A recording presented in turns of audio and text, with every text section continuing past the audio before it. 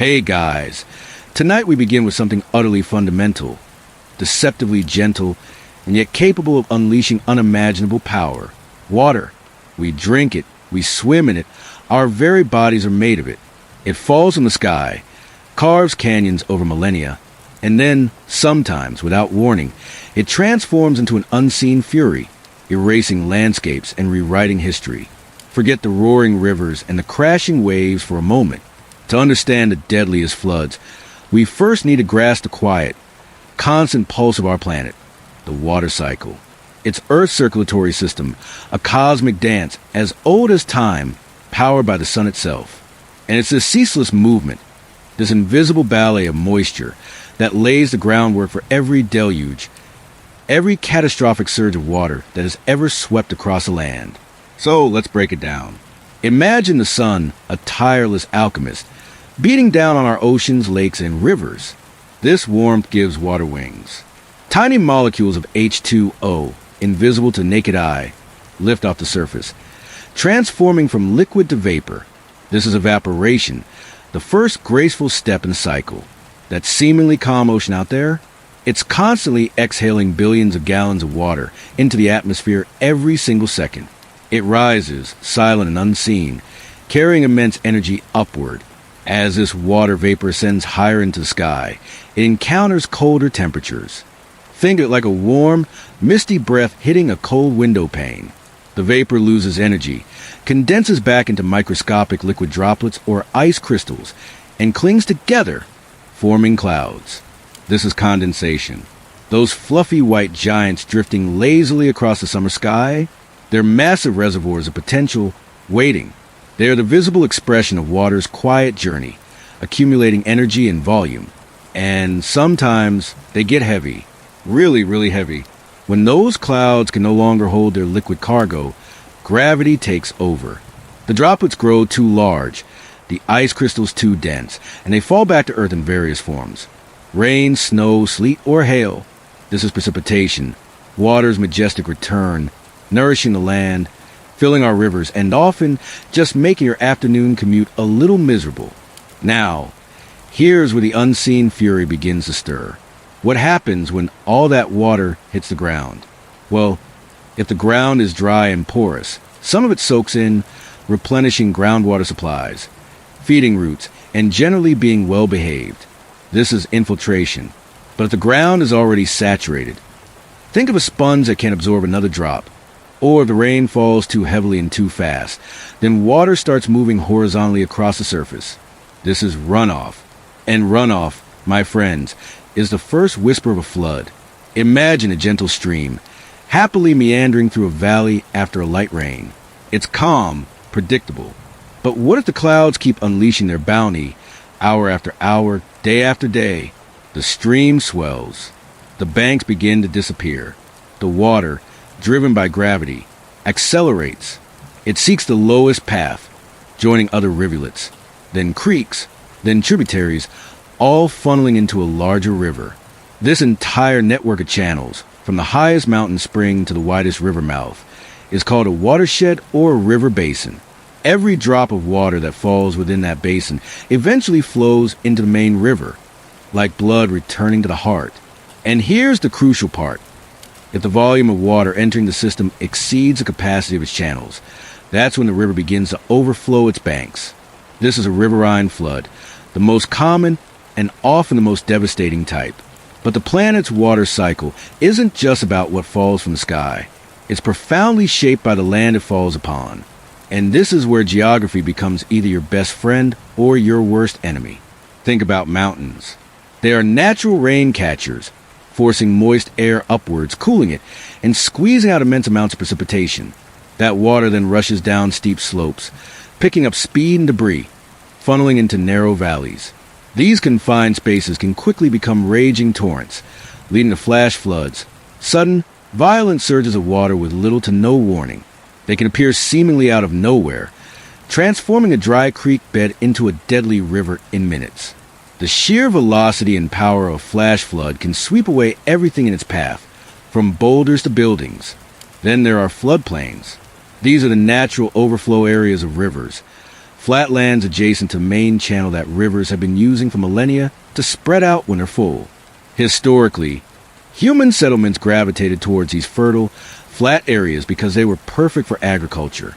Rivers provided water for crops and transportation for goods. It was a symbiotic relationship.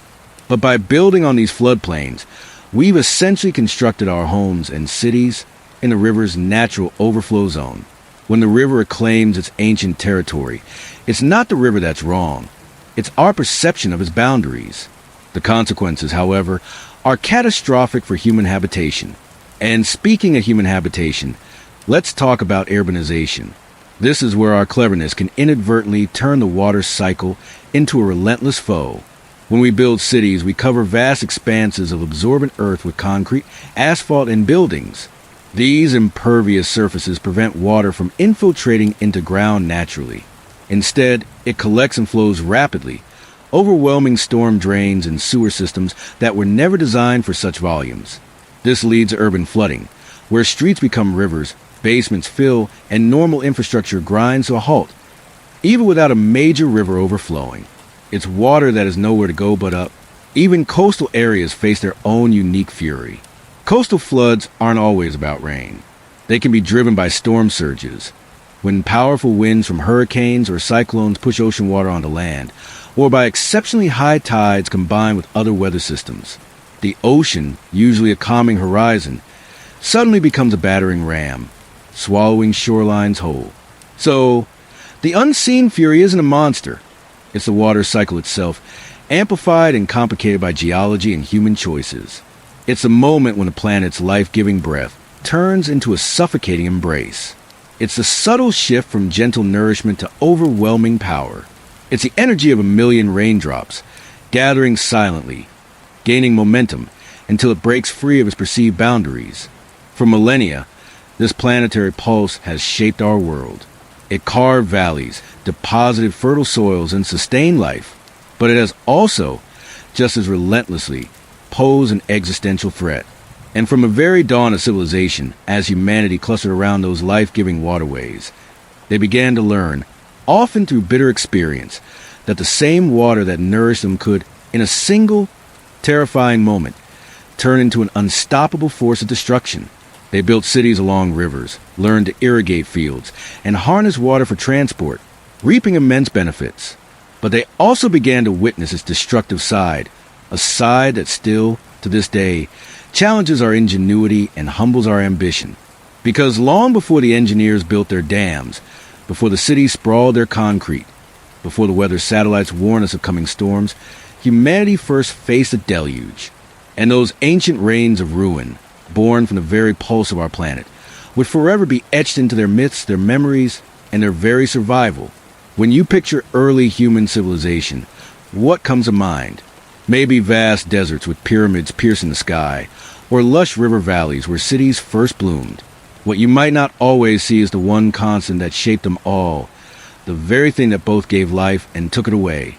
Water, not just a gentle rain, but the unseen fury of the deluge. Because long before modern dams, levees, or weather satellites, humanity faced the raw, untamed power of the planet's water cycle. And it was terrifying. Imagine living in a world where your entire survival depended on a river. Your food, your drinking water, your very way of life, all flowed from its currents. But what if that river, the same one that nourished your crops, suddenly decided to turn on you, to rise from its banks, swallowing your home, your family, your entire world in a matter of hours? That was the reality for the earliest civilizations. They didn't have concrete walls or complex warning systems. They had mud brick, intuition, and a deep, abiding fear of the sky and the rivers it fed. And it was these ancient rains of ruin, these unpredictable deluges, that not only drowned cities but also shaped myths, forged communities, and ultimately carved the very blueprint of human resilience. Let's start where civilization arguably first began, Mesopotamia, the land between the Tigris and Euphrates rivers, a place so fertile it was called the cradle of civilization. But this cradle came with a cruel twist.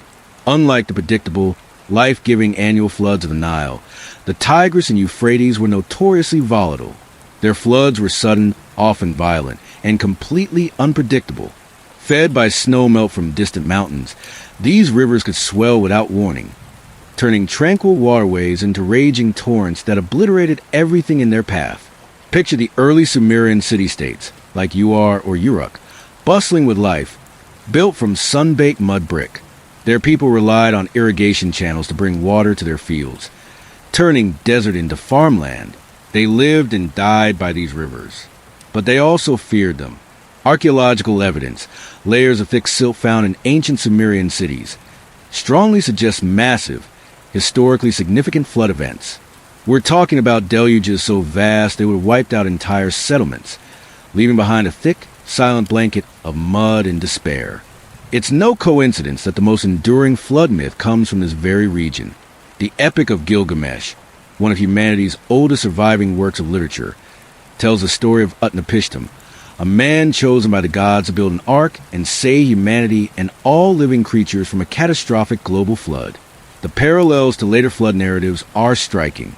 This wasn't just a bedtime story. It was a deep, collective memory, an existential terror woven into the very fabric of their worldview. To the Mesopotamians, these floods weren't just natural disasters. They were expressions of divine wrath, proof that the gods were capricious, easily angered, and held humanity's fate in their unpredictable hands. Their very religion and cosmology were shaped by the unpredictable fury of water. They built elaborate temples, made constant offerings, and developed complex astrological systems, all in a desperate attempt to appease or predict the next watery dragon. And while they developed early canal systems to manage irrigation, these were often futile against the truly catastrophic floods that punctuated their history. The constant threat of total annihilation taught them a harsh lesson. Humanity was utterly dependent on nature and utterly at its mercy. Across the desert, a different story unfolded along the banks of the Nile River. If Mesopotamia's rivers were temperamental gods, the Nile was a benevolent, if strict, deity. For the ancient Egyptians, the annual inundation of the Nile was not a terrifying catastrophe, but a predictable, life-giving miracle. Every summer, driven by monsoon rains in distant Ethiopia, the Nile would swell, gently overflowing its banks and depositing a rich, fertile layer of black silt across the floodplain. This gift of the Nile, as Herodotus called it, was the very foundation of Egyptian agriculture and, by extension, their civilization. The Egyptians worshipped the Nile as a god, happy, and celebrated its arrival with festivals and rituals. Their cosmology was built around its predictability. The annual flood was a symbol of cosmic order, of Ma'at, the principle of truth, balance, and harmony that governed the universe. Unlike the fearful, unpredictable gods of Mesopotamia, the Egyptian deities were seen as upholding a predictable, if sometimes demanding, order. But even a benevolent god could be fickle. Too little flood, and crops would wither, leading to famine. Too much flood, and it could still cause localized destruction, wiping out homes and granaries. So, while they embraced the inundation, they also managed it with remarkable ingenuity. They developed sophisticated basin irrigation systems, building earthworks to trap and control the floodwaters, ensuring even distribution and preventing erosion. And they invented the Nilometer, a series of marked gauges and staircases, often housed in temple complexes, used to measure the height of the annual flood. This seemingly simple device was crucial for planning harvests, assessing taxes, and predicting potential famines. It allowed them to live with the river, not just by it. The Nile taught the Egyptians that order could be found in nature, and that human effort, aligned with divine will, could harness its power for prosperity. Head east, to the fertile plains of modern-day Pakistan and India, and you'll find the remains of the Indus Valley civilization, a sophisticated urban culture that flourished from around 2500 to 1900 BCE. Cities like Harappa and Mohenjo-daro were marvels of ancient urban planning, with grid streets, elaborate drainage systems, and monumental architecture. These people clearly knew how to build a complex society, but they, too, were at the mercy of water. The Indus River, a massive waterway fed by Himalayan glaciers and monsoon rains, was even more unpredictable than the Tigris and Euphrates. Archaeological excavations at Mohenjo-daro reveal compelling evidence of repeated, devastating flood events. Layers of silt and mud, sometimes several meters thick, indicate that the city was rebuilt multiple times on top of earlier flood deposits. This suggests that the inhabitants were constantly battling the river's destructive power, perhaps rebuilding their cities on raised platforms or citadels as a direct response to the threat. The mysterious collapse of the Indus Valley civilization around 1900 BCE is still debated among historians, but environmental factors, particularly major changes in river systems and repeated catastrophic floods, are considered a leading cause. Shifts in the monsoon patterns, coupled with the Indus River changing its course, may have turned once fertile farmlands into barren deserts or swamped them beyond recovery. Unlike Mesopotamia or Egypt, we don't have extensive written records or detailed flood myths from the Indus Valley, but the silent, physical evidence of their cities tells a powerful story. A highly organized, technologically advanced society brought to its knees by forces of nature it simply could not control. Their resilience was expressed not in myth, but in brick and mortar, constantly rebuilding against the inevitable. Finally, let's journey to ancient China, home to one of the most famously volatile rivers in history, the Yellow River, or Huanghe, known for centuries as China's Sorrow. This river earned its grim nickname through millennia of catastrophic floods. The Huang. He carries an immense load of yellowish-brown silt, eroded from the Loess Plateau. This silt, while making the land fertile, also constantly raises the riverbed, making it prone to overflow in its banks in devastating fashion, sometimes shifting its course entirely across vast plains, submerging entire provinces and killing millions. The history of early Chinese civilization is inextricably linked to this constant battle against the Yellow River. Legends of the Great Yu, a mythical emperor and cultural hero, tell of his tireless efforts to tame the river's floods through dredging and canal building, rather than simply building dikes. This story, passed down through generations, became a foundational myth for Chinese statecraft. The ability to control water was seen as a divine mandate, a sign of a righteous and capable ruler. A king's legitimacy often rested on his perceived success in managing floods. If floods recurred, it could be a sign that the mandate of heaven had been lost, leading to rebellion and dynastic change. Early Chinese engineering, driven by this existential threat, focused heavily on flood control. Massive dike systems were built along the river, requiring immense centralized labor and organization. But these dikes were a double-edged sword. While offering temporary protection, they also elevated the riverbed higher and higher above the surrounding land, making future breaches even more catastrophic. The constant, often futile struggle against the Huang, he instilled in the Chinese a deep sense of perseverance, collective effort, and the cyclical nature of disaster and recovery. Their philosophy and governance were profoundly shaped by the need for strong, centralized authority to organize the vast resources required for flood management. The Yellow River didn't just flow through China. It flowed through its soul, a constant reminder of both life and sorrow. Across all these ancient civilizations, we see common threads woven by the experience of the deluge. They were utterly dependent on water for life, yet constantly feared its destructive potential.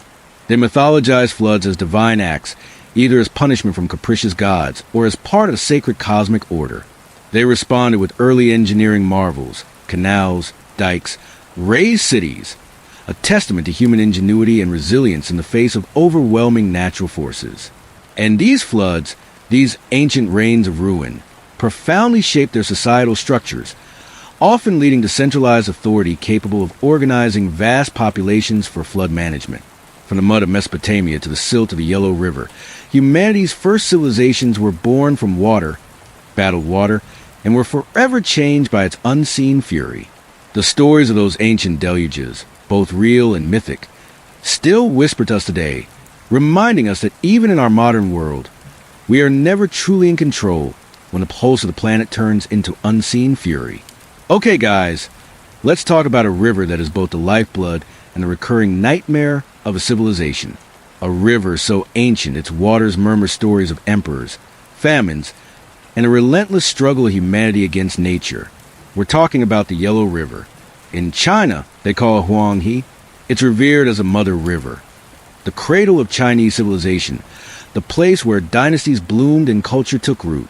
But this majestic artery of the land also has another, far more terrifying moniker, China's Sorrow, or, if you prefer, the River of a Thousand Woes.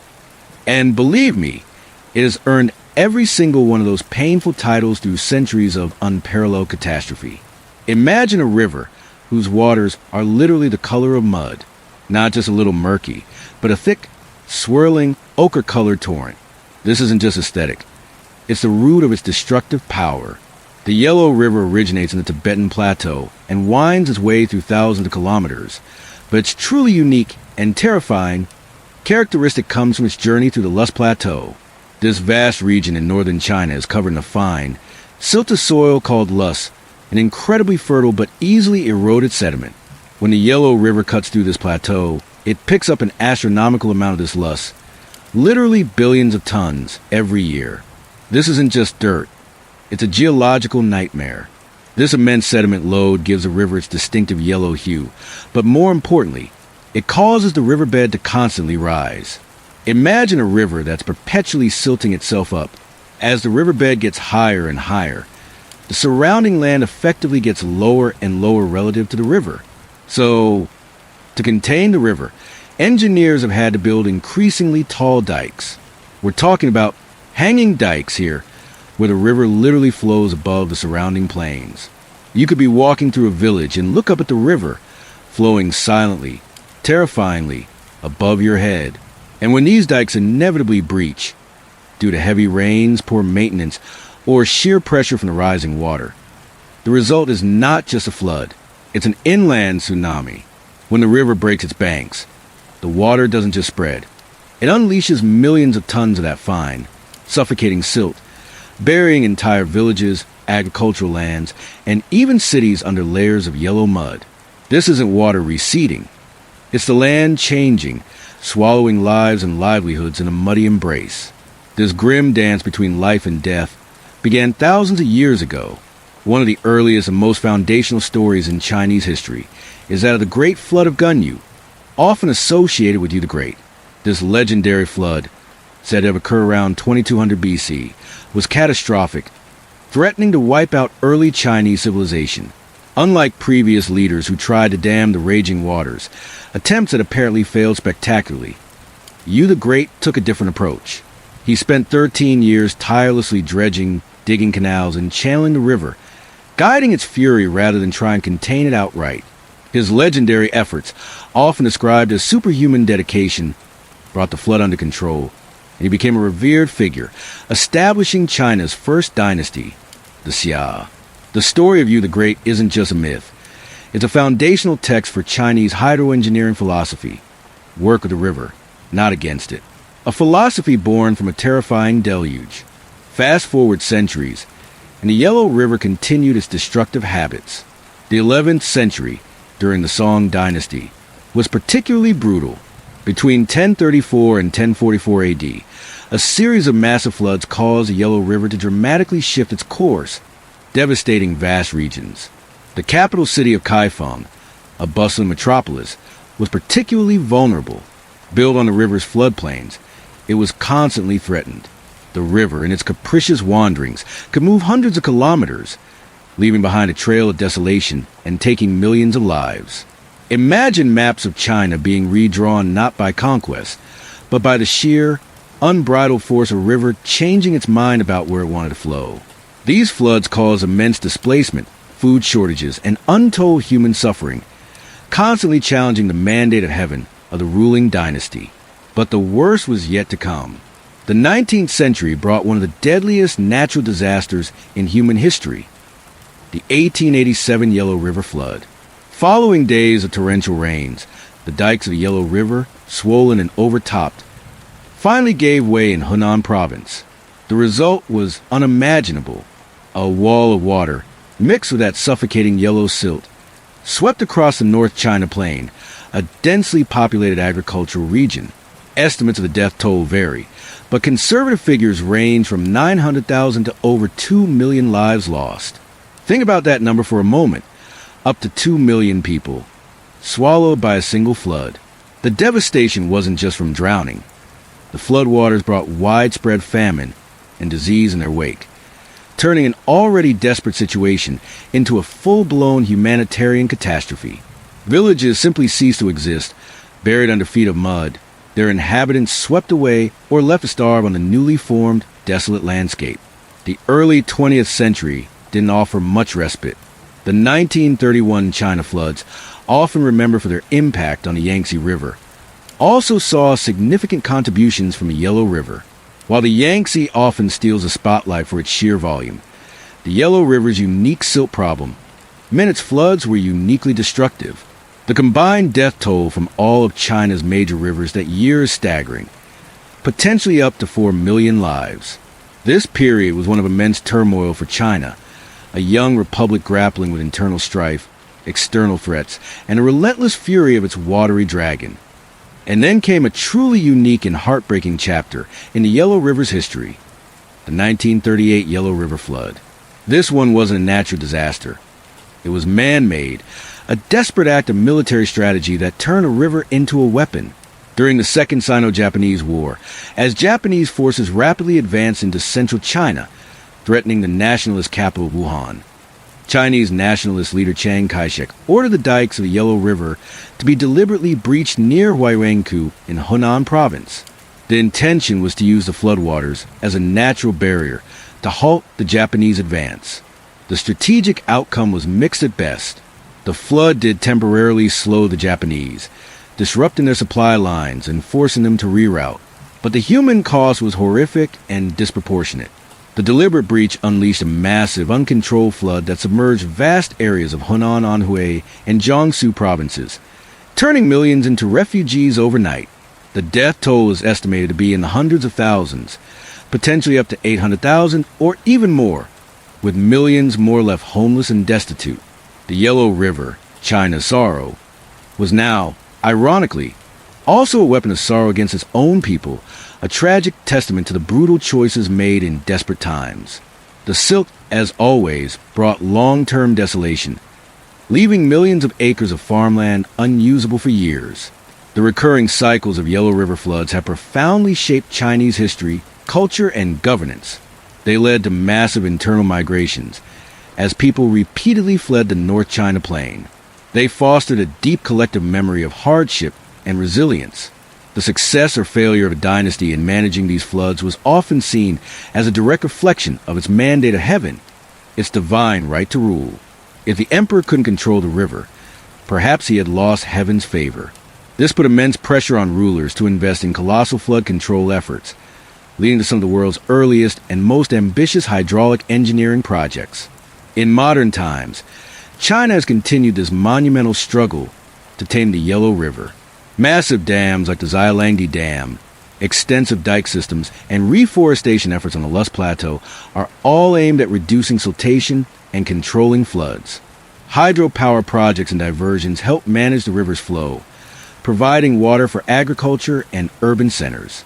The sheer scale of these modern interventions is breathtaking, reflecting centuries of painful lessons. Yet, the Yellow River remains a potent reminder of nature's power. Siltation continues to be an immense challenge, constantly threatening to raise that riverbed higher. Climate change brings new complexities, with more extreme weather events increasing the risk of both devastating floods and severe droughts. The watery dragon, though heavily managed, still breathes. The Yellow River is truly a paradox, the mother of a civilization and the cause of its deepest sorrows. It's a testament to both human ingenuity and nature's unyielding force, a muddy, relentless force that has, for millennia, carved its path not just through the landscape, but through the very heart of Chinese history. Okay, guys, we've journeyed through the ancient, muddy fury of China's Yellow River, a watery dragon that shaped a civilization through catastrophe. Now, let's turn our gaze westward to a different continent, a different era, but a very similar story of humanity's relentless struggle against the deluge. We're talking about medieval Europe, a land of rising kingdoms, feudal lords, and often utterly drowned landscapes. Unlike China, where one colossal river dominated, Europe's relationship with water was a tapestry woven from countless rivers, vast coastlines, and often unpredictable weather patterns. This was a largely agrarian continent, where life literally flowed from the rivers and stretched across the fertile, flat plains adjacent to them. People settled where the water was, for drinking, for farming, for transport. But this very dependence on water made them incredibly vulnerable. They built their villages, their towns, and their nascent cities right in nature's flood zones, often with little understanding of the long-term risks. Imagine a world without sophisticated weather forecasts, without modern engineering, without instantaneous communication. A sudden, prolonged downpour, a rapid snowmelt, or a furious storm surge from the sea wasn't just bad weather. It was an act of God, a divine punishment, and an existential threat.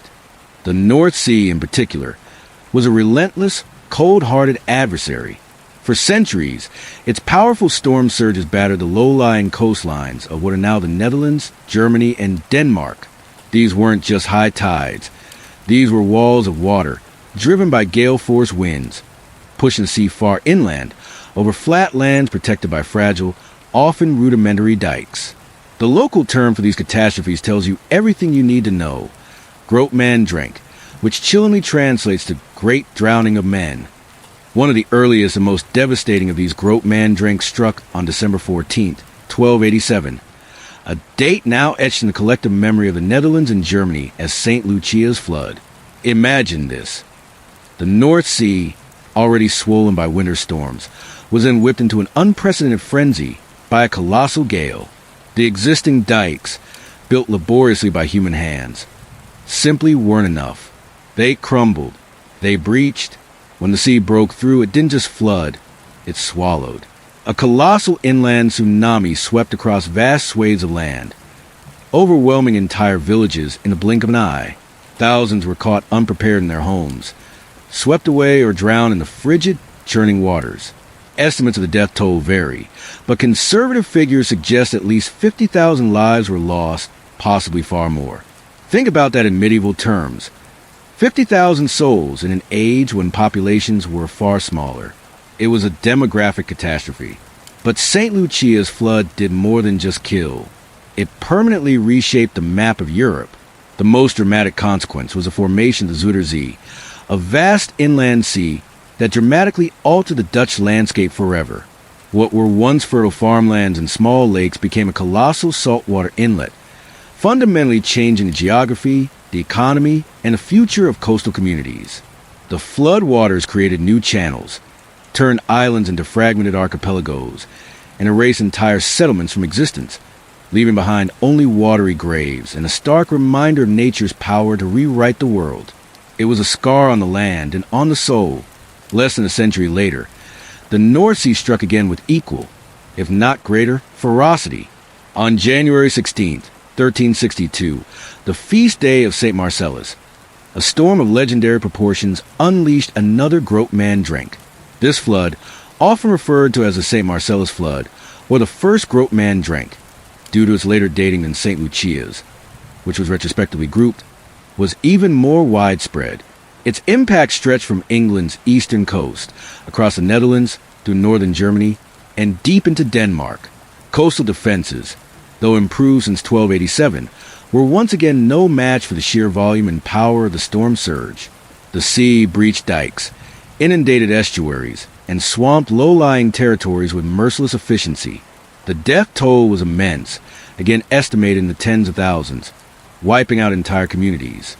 In some regions, like the Danish and German Wadden Sea, dozens of islands were permanently submerged, and others dramatically reduced in size. Forests were replaced by salt marshes, agricultural land turned into permanent tidal flats, and thriving villages simply vanished beneath the waves. The most famous casualty of St. Marcellus Flood was arguably the thriving trading town of Rungholt, located on the island of Strand in what is now Germany, a wealthy port.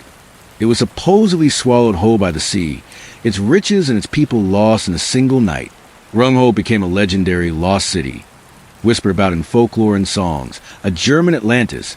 Its church bells supposedly still heard ringing from beneath the waves on stormy nights, a chilling testament to the suddenness and finality of the deluge.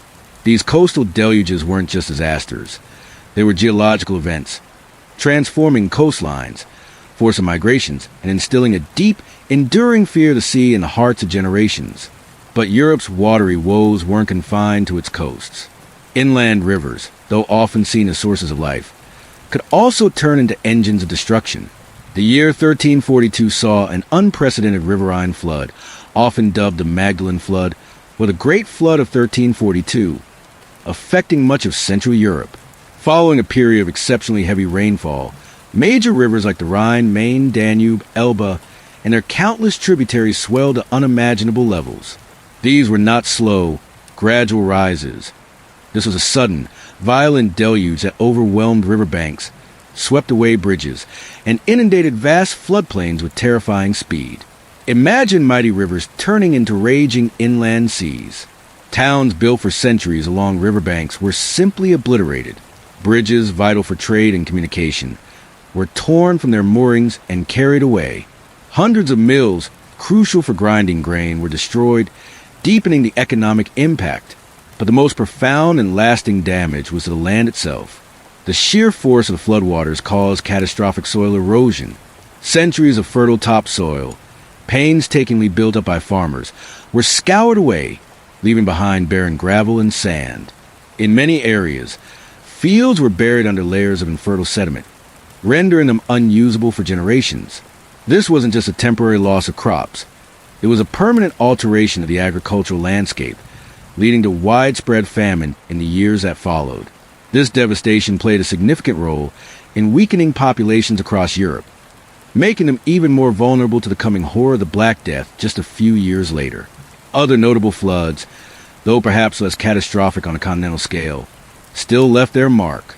The formation of the Godwin Sands off the Kent coast in England in 1099, a treacherous sandbank believed to have been once fertile land, served as a stark reminder of the sea's unpredictable power, giving rise to local legends and impacting shipping for centuries. Throughout the medieval period, countless smaller, localized floods occurred every year, destroying villages, washing away crops and claiming lives, often unrecorded by history, but deeply felt by the communities that endured them. The impact of these medieval deluges on European society was multifaceted and profound. The human toll was, first and foremost, immense. Beyond the immediate drownings, floods led to widespread famine as crops were destroyed, livestock swept away, and food supplies contaminated. Contaminated water sources and weakened populations also created fertile ground for devastating diseases, further increasing mortality. The geographical transformation was permanent. Maps were literally redrawn by water. New islands emerged, old ones vanished, inland seas formed, and river courses shifted dramatically. This forced communities to abandon ancient settlements and seek new lands, often leading to competition and conflict over diminishing resources. Economic and social disruption was catastrophic. The loss of vast agricultural lands crippled local economies, leading to poverty and widespread displacement.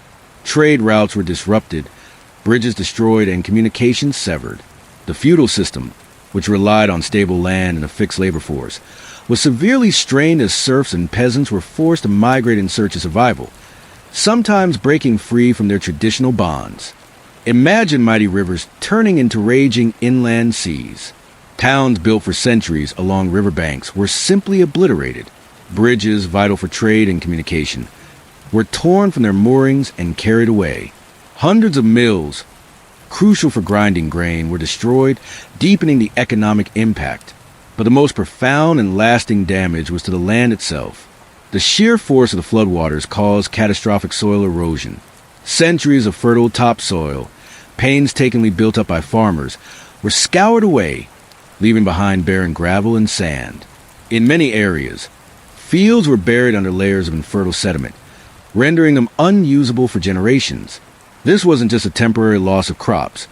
It was a permanent alteration of the agricultural landscape, leading to widespread famine in the years that followed. This devastation played a significant role in weakening populations across Europe, making them even more vulnerable to the coming horror of the Black Death just a few years later. Other notable floods, though perhaps less catastrophic on a continental scale, still left their mark. The formation of the Godwin Sands off the Kent coast in England in 1099, a treacherous sandbank believed to have been once fertile land, served as a stark reminder of the sea's unpredictable power, giving rise to local legends and impacting shipping for centuries. Throughout the medieval period, countless smaller, localized floods occurred every year, destroying villages, washing away crops, and claiming lives, often unrecorded by history, but deeply felt by the communities that endured them. The impact of these medieval deluges on European society was multifaceted and profound. The human toll was, first and foremost, immense. Beyond the immediate drownings, floods led to widespread famine as crops were destroyed, livestock swept away, and food supplies contaminated. Contaminated water sources and weakened populations also created fertile ground for devastating diseases, further increasing mortality. The geographical transformation was permanent. Maps were literally redrawn by water. New islands emerged, old ones vanished, inland seas formed, and river courses shifted dramatically. This forced communities to abandon ancient settlements and seek new lands, often leading to competition and conflict over diminishing resources. Economic and social disruption was catastrophic. The loss of vast agricultural lands crippled local economies, leading to poverty and widespread displacement. Trade routes were disrupted, bridges destroyed, and communications severed. The feudal system, which relied on stable land and a fixed labor force, was severely strained as serfs and peasants were forced to migrate in search of survival, sometimes breaking free from their traditional bonds. The psychological and cultural impact was equally significant. For a deeply religious society, these overwhelming events were often interpreted as divine punishment, reflecting biblical stories of the Great Flood. This reinforced a worldview shaped by humility before God's power and a constant awareness of human vulnerability. Floods became a recurring theme in art, literature, and folklore, shaping collective memory and emphasizing the fragility of life. In the face of such overwhelming power, medieval Europeans did attempt to build walls against water. Early flood control efforts were often local and rudimentary. Farmers and villagers would construct basic earthen dikes, raise embankments, distinct from dams which block an entire river, along riverbanks or coastlines, using locally available materials like mud, turf, and fascines bundles of brushwood. These were often piecemeal efforts, protecting individual fields or small settlements, rather than coordinated regional systems. Drainage was also attempted, digging simple ditches to carry away excess water. In low-lying coastal areas, communities began to experiment with early forms of polders, enclosed tracts of land reclaimed from the sea, often using a network of dikes and simple windmills to pump out water. These pioneering efforts were often learn as you go, with failures leading to tragic lessons. But against the fury of a major storm surge or a continental river flood, their technology was simply no match. Thus, the medieval deluges were more than just natural disasters. They were formative events that profoundly shaped the course of European history. They forced populations to adapt, to innovate, and forge a deep, if often painful, relationship with the water that both sustained and threatened their very existence. They left an indelible mark on the landscape, on the economy, and on the collective consciousness, a grim testament to the enduring power of water and humanity's resilient, yet often humble, place within its relentless flow. Okay, guys, we've journeyed to the quiet pulse of our planet, seen the ancient deluges that carved myths into memory, and witnessed China's watery dragon reshape a continent. But now, as humanity sails into the age of exploration, the currents of calamity are about to go truly global. Imagine a world suddenly, dramatically connected. From the late 15th century onwards, European ships pushed beyond familiar horizons, seeking new trade routes, new resources, and new lands to claim. This wasn't just about maps getting bigger. It was about human impact becoming exponentially larger and more complex. As explorers became colonizers, they brought not just ships and guns, but new ways of life, new settlement patterns, and often a profound misunderstanding of the very landscapes they sought to master. And guess what? Water, in its unseen fury, was waiting. As European powers fanned out across the globe, they often did what humans had always done. They built their new settlements in grand port cities along rivers, on fertile floodplains, or right on the coast. These locations were perfect for trade, transportation, and agriculture, lifeblood, as we've discussed. But they were also profoundly vulnerable. Unlike indigenous populations who had millennia of local knowledge about seasonal floods, storm surges, and the temperament of the land, the newcomers often dismissed this wisdom, building with European techniques in unfamiliar, volatile environments. They carved out fields, deforested riverbanks, and straightened waterways, inadvertently paving the way for larger, deadlier floods than ever before. It was a collision of ambition, ignorance, and the relentless power of the water cycle. Even as Europe projected its power outwards, its own lands were far from immune. The medieval deluges we touched upon were just a prelude. The age of exploration and the centuries that followed brought their own share of watery devastation, often intensified by new human activities. Think of the North Sea flood of 1570, known as the All Saints Flood Allerheiligenbloed. This catastrophic storm surge, combined with unusually high tides, battered the coastlines of the Netherlands, Germany, and parts of Denmark. It was a grim reminder that even with centuries of dike-building experience, nature could still deliver a knockout blow. Entire villages were swallowed, vast tracts of land permanently lost to the sea, and tens of thousands perished. This wasn't just a natural event. It was a societal shockwave that reshaped landscapes and prompted continuous, monumental efforts in hydraulic engineering.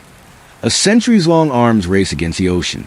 But the most dramatic clashes with water often occurred in the New World, where European ambition met untamed natural forces and, tragically, often disregarded local ecological balance. Let's talk about New Orleans. Founded by the French in 1718, its very existence was a gamble. Nestled on a low-lying crescent of land between the mighty Mississippi River and vast coastal swamps. Just miles from the Gulf of Mexico, it was a prime location for trade, but a literal bullseye for floods. From its earliest days, the city battled the Mississippi, building rudimentary levees, or levees as they were called, to protect itself from the annual spring floods. But the Gulf? That was a different beast. Hurricanes, those swirling giants born from warm ocean waters, frequently hammered the coast. The early colonial period saw numerous devastating storm surges. The Great Hurricane of 1722, for instance, largely destroyed the nascent settlement, forcing a complete rebuilding. Time and again, hurricanes pushed Gulf waters inland, overwhelming the flimsy defenses and drowning the city. Each rebuild made the city more permanent, but also more vulnerable, drawing more people into a precarious embrace with the water. Up the coast, the burgeoning English colonies also faced their watery trials. The great colonial hurricane of 1635 ripped through New England, bringing a devastating storm surge and immense flooding that reshaped coastlines, destroyed settlements, and provided a terrifying introduction to the raw power of the Atlantic to the early settlers. Rivers across the colonies, like the Connecticut and the Delaware, would frequently swell, especially during spring thaws or heavy rains, causing significant, though localized, destruction to the new agricultural communities pushing inland. The concept of building on a floodplain, so attractive for farming, was quickly revealed to be a double-edged sword. Beyond the Americas, European expansion often put them squarely in the path of natural phenomena of epic scale. In Asia, particularly in British India, the rhythmic, life-giving monsoon rains could also turn into deluges of death. The Hooghly River Cyclone of 1737, or the Calcutta Cyclone, stands out as one of history's deadliest natural disasters. This cyclonic storm, coupled with an immense storm surge, struck the Ganges Delta, devastating the nascent British trading post of Calcutta and surrounding low-lying areas. While early estimates of 300,000 to 400,000 deaths are likely exaggerated due to the lack of precise record-keeping, the disaster was undoubtedly monumental, with tens of thousands of lives lost and immense destruction. It was a brutal lesson for the British East India Company in the raw power of the Bay of Bengal and the vulnerability of their coastal trading centers. In Southeast Asia, river deltas like the Mekong and the Irrawaddy were fertile grounds for colonial agriculture, particularly rice cultivation. But these deltas were also designed by nature to flood annually. European engineering, often aimed at maximizing yields or protecting colonial infrastructure, sometimes interfere with traditional water management systems developed over centuries by local populations. Attempts to control rivers with dikes or to clear vast areas for single-crop farming could disrupt natural drainage patterns, leading to more intense localized flooding or making communities downstream more vulnerable. The delicate balance maintained by indigenous farmers, who understood the river's ebb and flow, was often dismissed for colonial efficiency, with sometimes disastrous consequences. Even Japan, largely resisting European colonization, face its own relentless watery dragon in the form of tsunamis and heavy seasonal rains.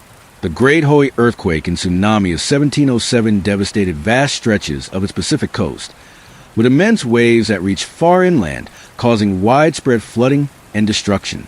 While not directly linked to European activity, the scale of such events highlights the immense natural vulnerabilities that existed globally, even as empires expanded. The age of exploration wasn't just about physical expansion, it was also the dawn of the scientific revolution. This era saw a new emphasis on empirical observation, mapping, and a burgeoning understanding of natural processes. Floods, once seen purely as divine punishment or inexplicable acts of God, began to be viewed through a more scientific lens. Cartographers began mapping coastlines and river systems with greater precision.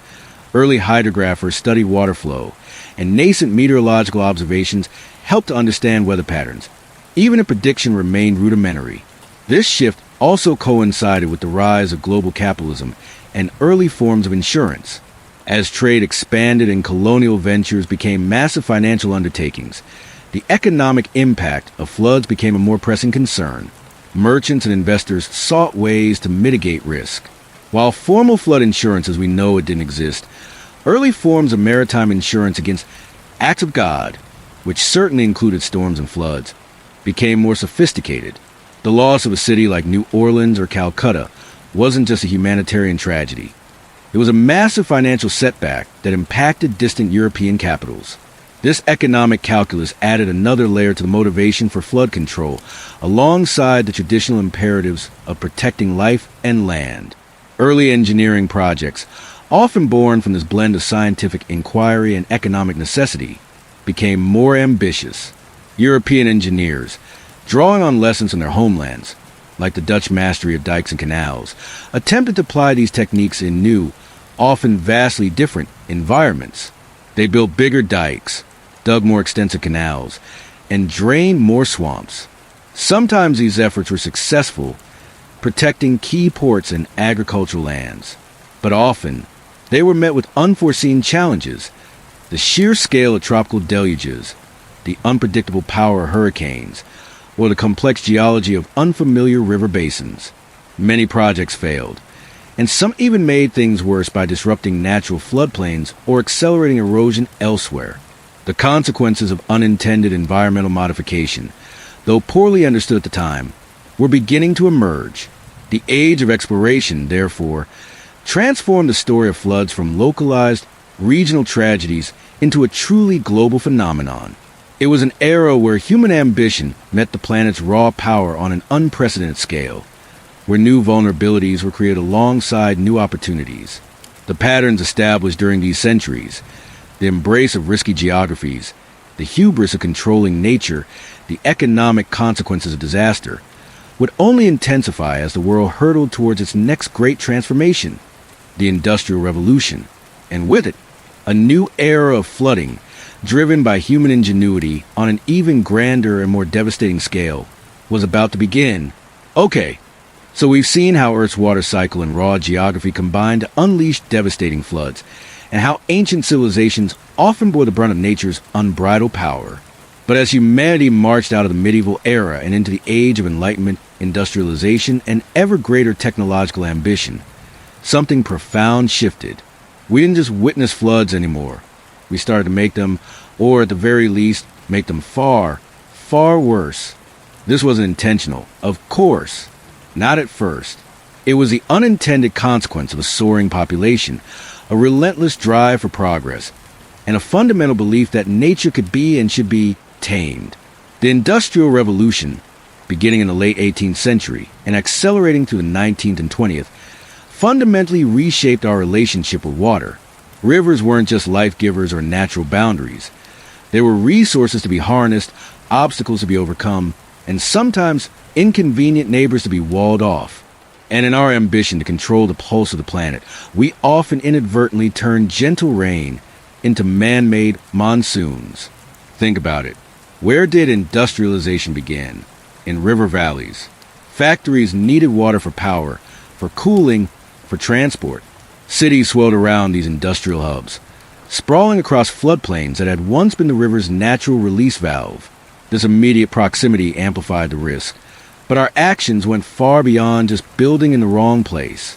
One of the biggest culprits was deforestation and land use change. For millennia, forests acted like giant sponges. Tree roots held soil in place, and the canopy broke the force of raindrops, allowing water to gently infiltrate the ground. But as industrial demand for timber soared, and as growing populations needed more agricultural land and space for burgeoning towns, forests were cleared on an unprecedented scale. Rivers were dredged for navigation, wetlands drained for development, and grasslands plowed under for monoculture crops. What replaced those natural landscapes? Often bare soil, concrete, and asphalt. Imagine a hillside covered in trees. When rain falls, most of it soaks in or slowly trickles down. Now, clear-cut that hillside. When the same amount of rain falls, there's nothing to slow it down, nothing to absorb it. The water rushes downhill much faster, carrying eroded soil with it, silting up rivers downstream, and swelling them far beyond their natural capacity. This isn't just theory. It was seen repeatedly in regions undergoing rapid development. The increased runoff, coupled with higher sediment loads, raised riverbeds, making them shallower and more prone to overflowing. Then there's a relentless march of urbanization and impervious surfaces. This is perhaps the most visible way we created localized deluges. As cities grew, natural landscapes, fields, forests, wetlands, were paved over with concrete, asphalt roads, buildings, and parking lots. These impervious surfaces prevent water from soaking into the ground. Instead, rainwater hits these surfaces and immediately becomes runoff, rushing off roofs and across streets at an accelerated pace. Think about your own city block. Where does the water go after a heavy storm? Into storm drains, designed to funnel it away. But these systems were often engineered for smaller, more predictable rainfall events. When a massive downpour hits, they are quickly overwhelmed. Streets become temporary rivers, basements flood, and entire neighborhoods can be submerged, even if they're miles from a major river. This is urban flooding, a direct consequence of our cleverness in building, but a blindness to the natural water cycle. It's water that has nowhere to go but up, and it seeks the lowest points in our man-made landscapes. Underpasses, subway tunnels, parking garages. It's not a river overflowing. It's the city itself trying to cope with its own alter hydrology. But perhaps the most dramatic and often double-edged sword of this era was large-scale river engineering. Driven by a desire for flood control, navigation, hydropower, and irrigation, engineers embarked on monumental projects to tame rivers. Asterisk dams, asterisk, the iconic symbols of human control over water. They promised to hold back floodwaters, generate clean electricity, and provide reliable irrigation for agriculture. And for a time, they often delivered. Areas downstream of a dam might experience fewer floods, or smaller ones, creating a false sense of security that encouraged further development in previously vulnerable floodplains. But dams also trap sediment, which naturally flows downstream and helps replenish fertile floodplains. Upstream of the dam, the river slowly fills with accumulated silt, reducing the dam's storage capacity over time and altering the upstream ecosystem. Downstream, the river becomes hungry water, actively eroding its bed and banks because it's no longer carrying its natural sediment load. And the biggest risk? Catastrophic failure. When a massive dam does breach, the resulting deluge can be many times more destructive than a natural flood, unleashing an unimaginable wall of water and debris on everything below. Asterisk levees and dikes, asterisk. These are arguably the most common and historically impactful forms of flood control. Humans have been building earthen barriers along rivers for millennia, but the industrial era saw them grow in scale and ambition. The idea is simple. Build walls to keep the river in its channel. And they work until they don't. By confining a river, levees prevent it from spreading out onto its natural floodplains, which are designed to absorb excess water. Instead, the water is forced to flow faster and higher within the levee system. This means that if a levee does fail, due to overtopping, erosion, or structural weakness, the resulting flood is often far more destructive, as a massive volume of water is suddenly unleashed with incredible force.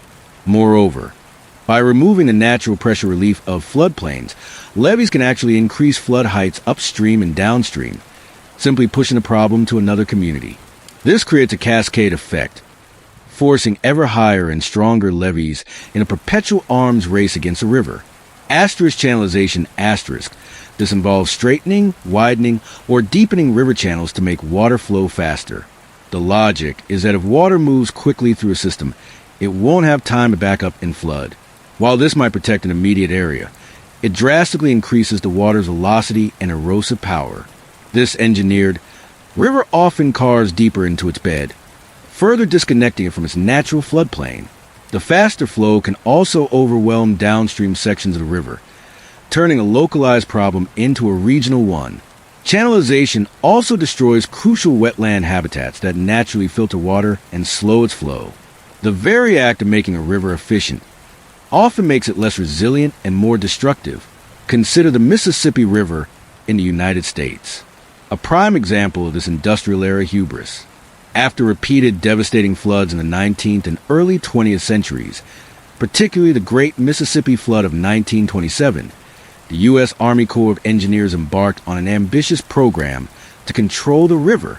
Billions of dollars were poured into building immense levee systems, cutoffs to straighten the channel, and diversion structures. The river, once a meandering, shifting giant, was essentially locked into place.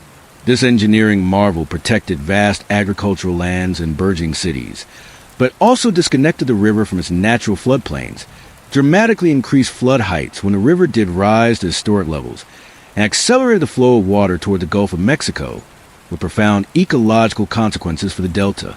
In Europe, the relentless drive for industrial agriculture and urban expansion also had a severe impact.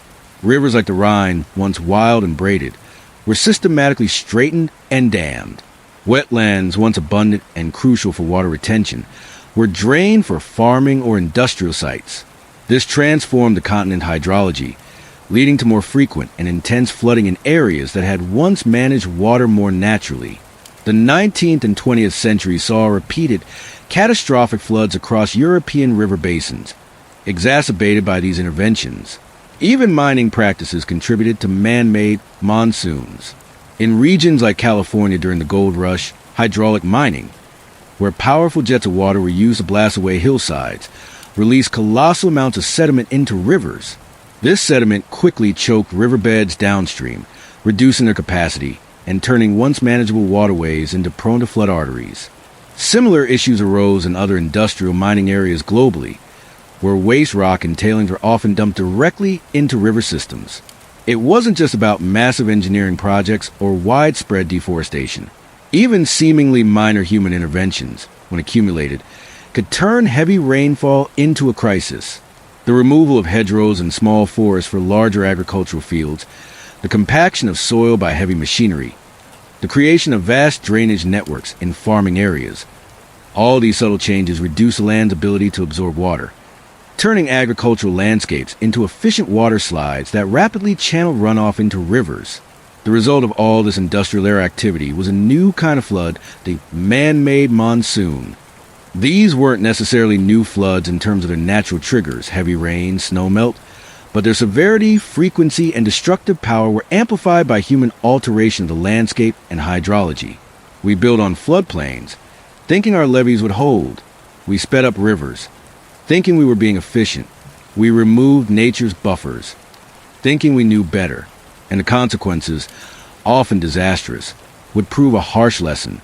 This new era of human-influenced flooding set the stage for the next century of unparalleled disaster, the 20th century, a period where technological advancement collided with an increasingly volatile climate and a planet deeply scarred by human ambition. The deluges would grow in scale, not just in remote river basins, but right in our backyards, challenging our engineering prowess and forcing a reckoning with our hubris. Okay, guys, we've navigated the treacherous ancient deluges, seen China's sorrowful river carve its path to millennia, and watched medieval Europe battle the rising tides. For centuries, humanity lived by and often died by water, its fury unpredictable, its boundaries shifting. But as the world plunged into the 20th century, something fundamentally changed. Population exploded, cities metastasized, and our engineering prowess reached unprecedented heights. We built bigger, faster, and often right in the path of the unseen fury. The result? The 20th century became an era of unprecedented flood disasters, a period where the planet's water cycle unleashed a scale of destruction that shocked the world and earned its grim moniker, the Great Drowning. Before the 20th century truly began, a chilling prelude arrived. In 1889, the sleepy town of Johnstown, Pennsylvania, learned a devastating lesson about the consequences of human engineering and natural force. The South Fork Dam, poorly maintained and blocking a lake popular with wealthy industrialists, suddenly gave way after days of torrential rain. What followed was not just a flood, but a 60-foot-high wall of water, moving at 40 miles per hour, sweeping down the valley with the force of tsunami. It obliterated Johnstown, killing over 2,200 people in minutes, often turning homes and even a packed bridge into splintered debris. The Johnstown Flood was a horrifying signal. Human intervention could amplify nature's power to catastrophic levels. The 20th century, with its insatiable appetite for growth and grand engineering, was about to put this theory to the deadliest test imaginable. And the first and perhaps greatest test came, as it so often did, in China. The year 1931 saw the most catastrophic flood event in recorded human history, a cataclysm so immense its true death toll is still debated, ranging from 1 to 4 million lives. This wasn't just one river overflowing. It was a simultaneous deluge across the Yangtze, Yellow, and Huai rivers, China's 3 great watery arteries. Following years of intense drought, which hardened the ground and reduced its absorption capacity, a relentless period of heavy snowfall in the winter of 1930 was followed by a spring of rapid thaws, and then a summer of torrential monsoon rains and multiple cyclones. The result was a perfect, deadly storm. The Yangtze River, already swollen, burst its banks along virtually its entire length, creating an inland sea larger than England. Cities like Wuhan, Nanjing, and Shanghai, bustling metropolises, were submerged for months. The water didn't just recede, it lingered, turning vast agricultural plains into stagnant, disease-ridden lakes. The sheer scale of displacement was unimaginable, pushing tens of millions from their homes. People clung to rooftops, trees, or anything that floated. Famine was rampant as crops were destroyed and supply lines severed. Contaminated water led to epidemics of cholera, typhoid, and dysentery, which claimed more lives than the initial drowning. In the chaos, desperate acts were common, including horrifying reports of cannibalism.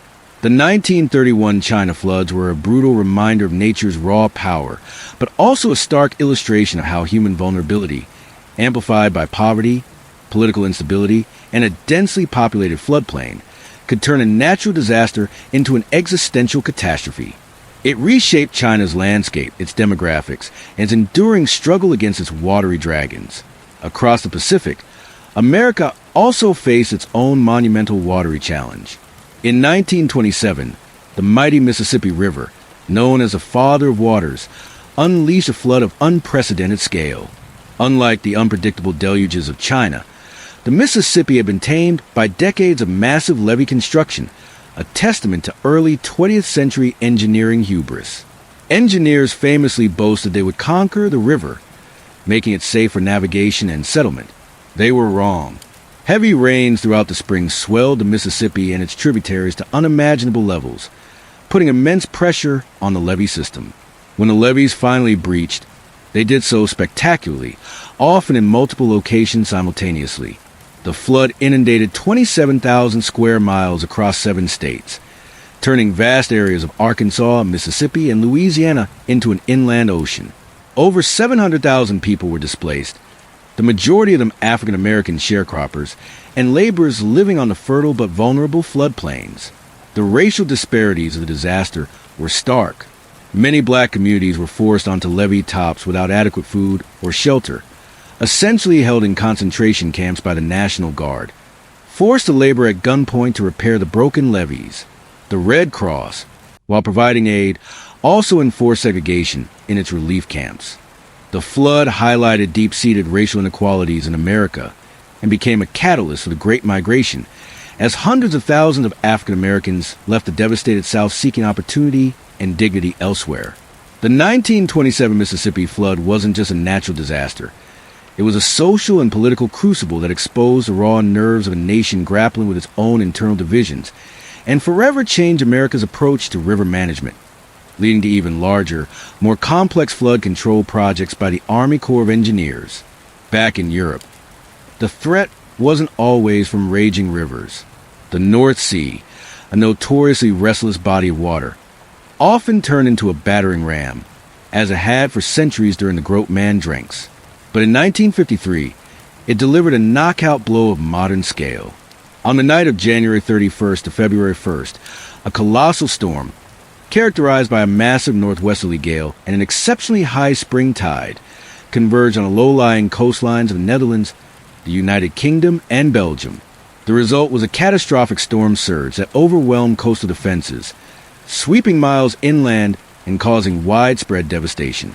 The Netherlands, with its extensive polder lands lying below sea level, was particularly vulnerable. Over 1,800 people lost their lives there in a single night. Dikes, some centuries old and others recently reinforced, simply crumbled under the relentless assault of the sea. Entire villages were submerged, homes ripped from their foundations, and communities washed away. In the United Kingdom, over 300 people died, mostly in coastal areas of East Anglia and the Thames estuary. The floodwaters reached areas previously thought safe, causing massive property damage and widespread disruption. The impact of the 1953 North Sea flood was a profound shock to both nations. It exposed critical weaknesses in their flood defense systems and forced a radical rethink of coastal protection. For the Netherlands, it led to the ambitious Delta Works, a monumental series of dams, sluice gates, and barriers designed to protect the country from future storm surges. For the UK, it spurred the construction of the Thames Barrier, one of the world's largest movable flood barriers. The 1953 flood was a grim, but ultimately transformative, event that spurred engineering marvels and changed how these coastal nations viewed their relationship with the sea, proving that even in the modern age, nature could still deliver a humbling and deadly blow. As the 20th century progressed, the world also witnessed the recurring tragedy of flooding in densely populated, low-lying coastal regions, nowhere more so than in Bangladesh. The delta region formed by the Ganges, Brahmaputra, and Meghna rivers is incredibly fertile, but also extremely vulnerable to monsoons, cyclones, and storm surges from the Bay of Bengal. In 1970, this vulnerability resulted in one of the deadliest natural disasters in modern history, the Bola cyclone and associated flood. On November 12, 1970, a massive tropical cyclone made landfall in what was in East Pakistan, now Bangladesh, bringing with it a devastating storm surge of up to 33 feet 10 meters that swept over flat, low-lying islands and coastal areas. The sheer wall of water gave residents little to no warning, engulfing entire communities in minutes. The official death toll was estimated at between 300,000 and 500,000 people, though some estimates put it much higher. It remains the deadliest tropical cyclone ever recorded. Beyond the immediate drowning, the floodwaters destroyed crops, livestock, and infrastructure, leading to widespread famine and disease in the aftermath. The disaster exposed deep political and economic inequalities between East and West Pakistan, contributing to grievances that ultimately led to the Bangladesh Liberation War and the creation of an independent Bangladesh in 1971. Even after independence, the struggle against floods continued, with Bangladesh frequently experiencing major flood events due to its unique geography and the increasing intensity of monsoons and cyclones, exacerbated by the early impacts of climate change. The Bola cyclone was a devastating illustration of how extreme weather events, combined with high population density and geographic vulnerability, can lead to human tolls of unimaginable scale. Beyond these colossal tragedies, the 20th century was punctuated by countless other devastating floods across the globe.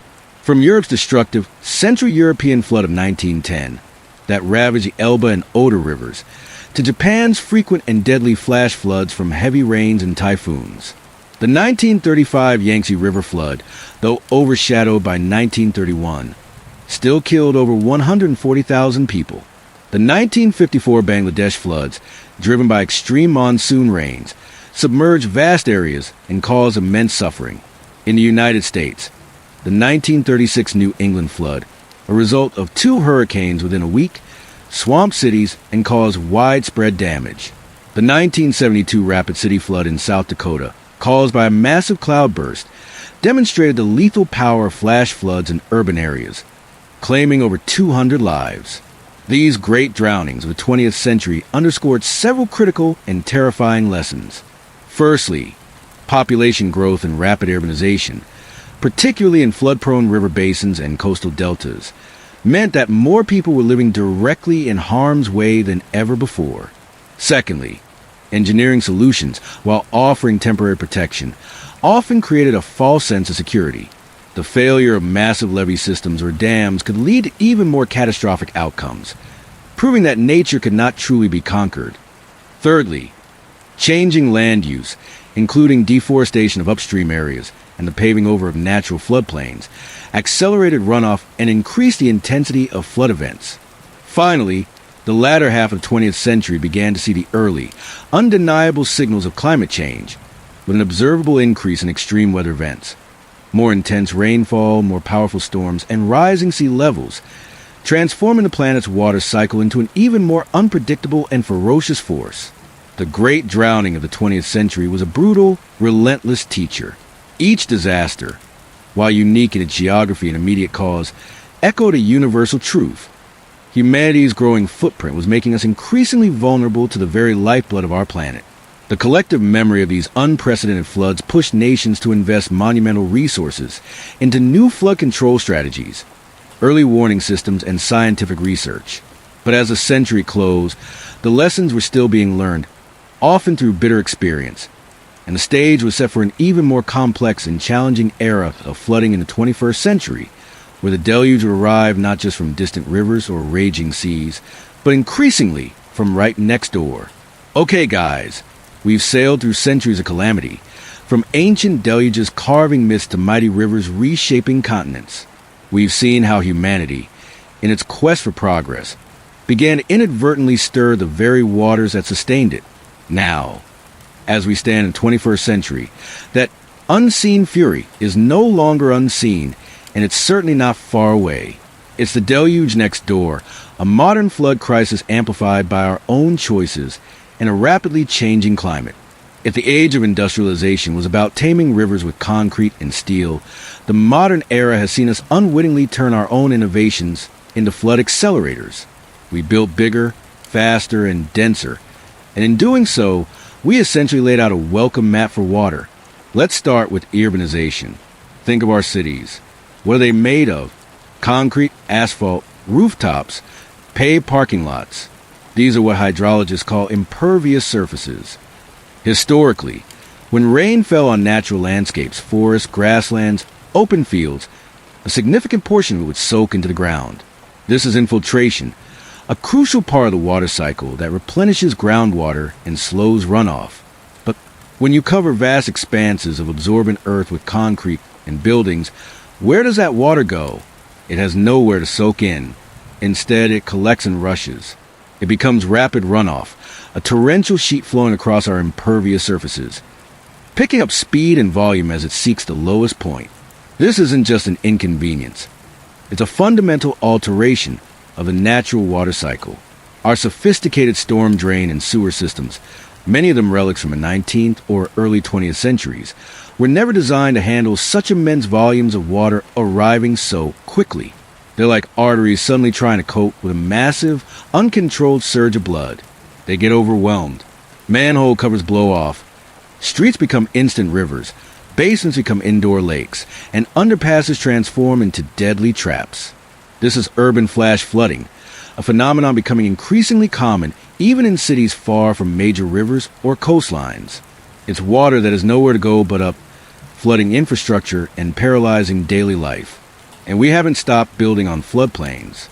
Despite centuries of bitter experience, human settlements continue to gravitate towards these fertile, flat river valleys or low-lying coastal zones. Why? Because they're easy to build on, offer access to water, and are convenient for trade. But by developing these natural overflow areas with houses, businesses, and critical infrastructure, we've essentially intensified the consequences when the river inevitably reclaims its ancient territory. We're not just putting a few farms at risk. We're putting entire metropolitan areas and their economies in a direct path of the deluge. Every new mall, every new housing development on what was once a natural wetland or a river's historical overflow zone removes a natural buffer and exacerbates the problem. We've paved over nature's sponges, and now we're wondering why we're soaking wet. But here's the game changer, the accelerant that has turned a persistent problem into a relentless crisis: climate change. The invisible ballet of the water cycle, powered by the sun, is now supercharged by a warming planet. A warmer atmosphere holds more moisture. It's simple physics. For every degree Celsius the air warms, it can hold about 7% more water vapor. So, when a storm forms in a warmer world, it has a far greater volume of water to unleash. This translates directly into more intense and frequent heavy rainfall events. We're seeing what meteorologists call rain bombs, colossal amounts of precipitation falling in a very short period, overwhelming even modern drainage systems. A once-in-a-century storm might now happen every decade, or even more frequently. The sheer volume and speed of this rainfall trigger devastating flash floods, turn small creeks into raging torrents, and push even major rivers beyond their historical banks. Then there's the relentless creep of sea level rise. This isn't a theoretical future problem. It's happening now. It's caused by two primary factors: the thermal expansion of warming ocean water. As water heats up, it expands, and the melting of glaciers and ice sheets around the globe. Even a few inches of sea level rise can have profound consequences. It means that high tides now reach further inland. It means that coastal storm surges, the wall of ocean water pushed ashore by powerful winds from hurricanes or cyclones, are now riding on a higher baseline. A storm surge that would have been merely damaging a few decades ago is now catastrophic, inundating vast coastal areas and turning once dry land into permanent ocean. It literally raises the floor for every coastal flood. And speaking of storms, climate change is also linked to the increased intensity of extreme weather events. While the total number of hurricanes or typhoons might not be increasing everywhere, the ones that do form are more likely to be stronger, carrying higher wind speeds and, as we discussed, far more moisture. This 1-2 punch of more powerful storms and higher sea levels creates a devastating combination for coastal communities, leading to unprecedented levels of destruction and displacement. The result of this lethal cocktail of urbanization and climate change is a modern flood crisis that spares virtually no corner of the globe, affecting both developed and developing nations, often with shocking speed and human cost. Think back to Hurricane Katrina in 2005. New Orleans, a city built precariously below sea level in a bowl-like depression, had already been vulnerable for centuries, as we touched on in the age of exploration. But the sheer scale of the disaster, with over 80% of the city submerged due to levee failures, was a stark lesson in compounded vulnerabilities. Over 1,800 lives were lost, and the economic damage was estimated at over $125 billion. It was a tragedy born not just from the hurricane's fury, but from decades of building on a risky geography, coupled with a history of underfunded infrastructure and an intensifying storm season. Across the globe, in Southeast Asia, Typhoon Haiyan in 2013 offered a terrifying glimpse into new normal. This Category 5 super typhoon, one of the strongest storms ever recorded, unleashed a monstrous storm surge that swallowed coastal towns in the Philippines whole. The city of Tacloban was virtually erased. The sheer wall of water, amplified by rising sea levels, swept away everything in its path, leading to over 6,300 deaths and immense, long-term devastation. The increased intensity of such storms is directly linked to warmer ocean waters fueled by climate change. In South Asia, the Pakistan floods of 2010 and 2022 stand as grim testaments to the amplified power of the monsoon. These weren't isolated incidents, but vast, protracted deluges that submerged enormous swathes of the country, affecting tens of millions of people. The 2022 floods, specifically, submerged a third of Pakistan, displacing 8 million people and causing over $30 billion in damages. Scientists have directly linked the unprecedented rainfall to climate change, showing how a warmer world intensifies atmospheric rivers and the moisture carried by monsoon systems. The land, already vulnerable from deforestation and rapid, unplanned development, simply couldn't cope. Even in highly developed nations, the deluge next door has become a shocking reality. The European floods of July 2021, affecting Germany, Belgium, and parts of the Netherlands, were a brutal wake-up call. Unprecedented torrential rainfall, a phenomenon made significantly more likely by climate change, caused small rivers and creeks to swell into raging torrents, triggering devastating flash floods. Entire towns were cut off, houses collapsed, and over 240 people lost their lives in what were thought to be well-protected, modern regions. The infrastructure, robust by historical standards, simply wasn't designed for such an intense volume of water. The warning systems, though advanced, couldn't keep pace with the speed of the rising waters. And then there's a ubiquitous urban flooding that now plagues even inland cities. New York City, London, and countless others routinely see streets become rivers during intense downpours. Subway systems flood, cars are submerged, and daily life grinds to a halt, even without a major river overflowing its banks. This is a direct consequence of impervious surfaces meeting increasingly intense rainfall. The concrete jungle, once a symbol of human triumph over nature, is now learning a harsh lesson about water's relentless quest for the lowest path. The interconnectedness of these factors is critical. Urbanization creates the vulnerability. The concrete, the overwhelmed drains, the development on floodplains. Climate change acts as the amplifier, delivering more water, raising the sea and strengthening the storms. It's a devastating 1-2 punch that leaves communities reeling, often repeatedly. The new normal is a world where floods are more frequent, more intense, and appearing in unexpected places, impacting millions and forcing profound rethinking of how and where we live. The human toll of this modern flood crisis is immense, extending far beyond immediate drownings. There's the immediate displacement of millions, forced to abandon their homes and livelihoods, often with just minutes of warning. The economic ruin is staggering, not just in infrastructure damage, but in lost businesses, destroyed crops, and long-term poverty. Entire communities can be wiped off the map, not just physically, but economically and socially. And then there are the less visible scars, the profound psychological trauma and mental health crises that linger long after the waters recede. The constant anxiety of will it happen again, the loss of irreplaceable memories, the sheer helplessness in the face of such overwhelming power. These are the hidden costs of the deluge next door. For millennia, humanity has built its civilizations by the water. We learned to harness its power, to cultivate its fertile plains, to navigate its currents.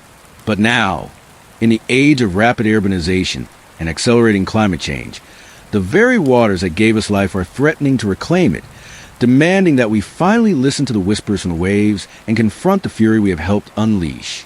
Our modern flood crisis is forcing us to acknowledge that the planet's pulse, once a gentle rhythm, has become a relentless, often terrifying, drumbeat at our very doorstep. Okay, guys, we've navigated the planet's pulse, witnessed ancient deluges, seen China's watery dragon, and tracked Europe's drowned lands through centuries. We've talked about the sheer, undeniable force of water, how it reshapes continents and redefines history. But now we need to pause, because behind every catastrophic flood, beyond the drowned landscapes and the shattered infrastructure, lies a story that often goes untold in the headlines. The immense, multifaceted, and deeply personal human toll. This isn't just about statistics. It's about lives utterly transformed, and the invisible scars that linger long after the waters recede. When the unseen fury of major flood strikes, the immediate devastation is horrifyingly clear. First, there's a loss of life.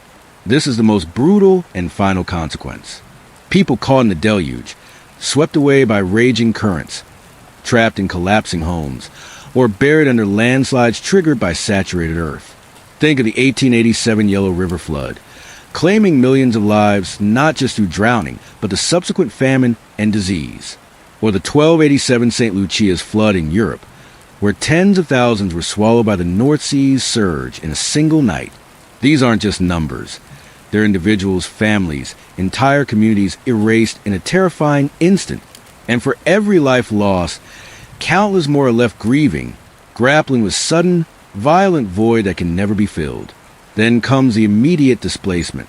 Imagine the terror of being forced to flee your home with little to no warning, often with only the clothes on your back. You become a refugee in your own land, seeking shelter in makeshift camps, schools, or with distant relatives. Your home, the place of comfort, memory, and security, is now submerged, potentially destroyed or contaminated. For days, weeks, sometimes months, the uncertainty is a heavy cloak. Where will you sleep tonight? What will you eat? Will your family be safe? This initial chaos breeds deep anxiety and profound sense of rootlessness. And as the water spreads, so does the destruction of livelihoods. Farmers watch their fertile fields turn into muddy lakes, their crops rotting, their livestock drowned or swept away. Small businesses, shops, workshops, all are inundated, their inventory ruined, their equipment rusting. Fishing boats are smashed, trade routes severed. For communities built on agriculture or local commerce, a major flood doesn't just destroy homes. It erases the very means of survival, plunging thousands, sometimes millions, into sudden, desperate poverty.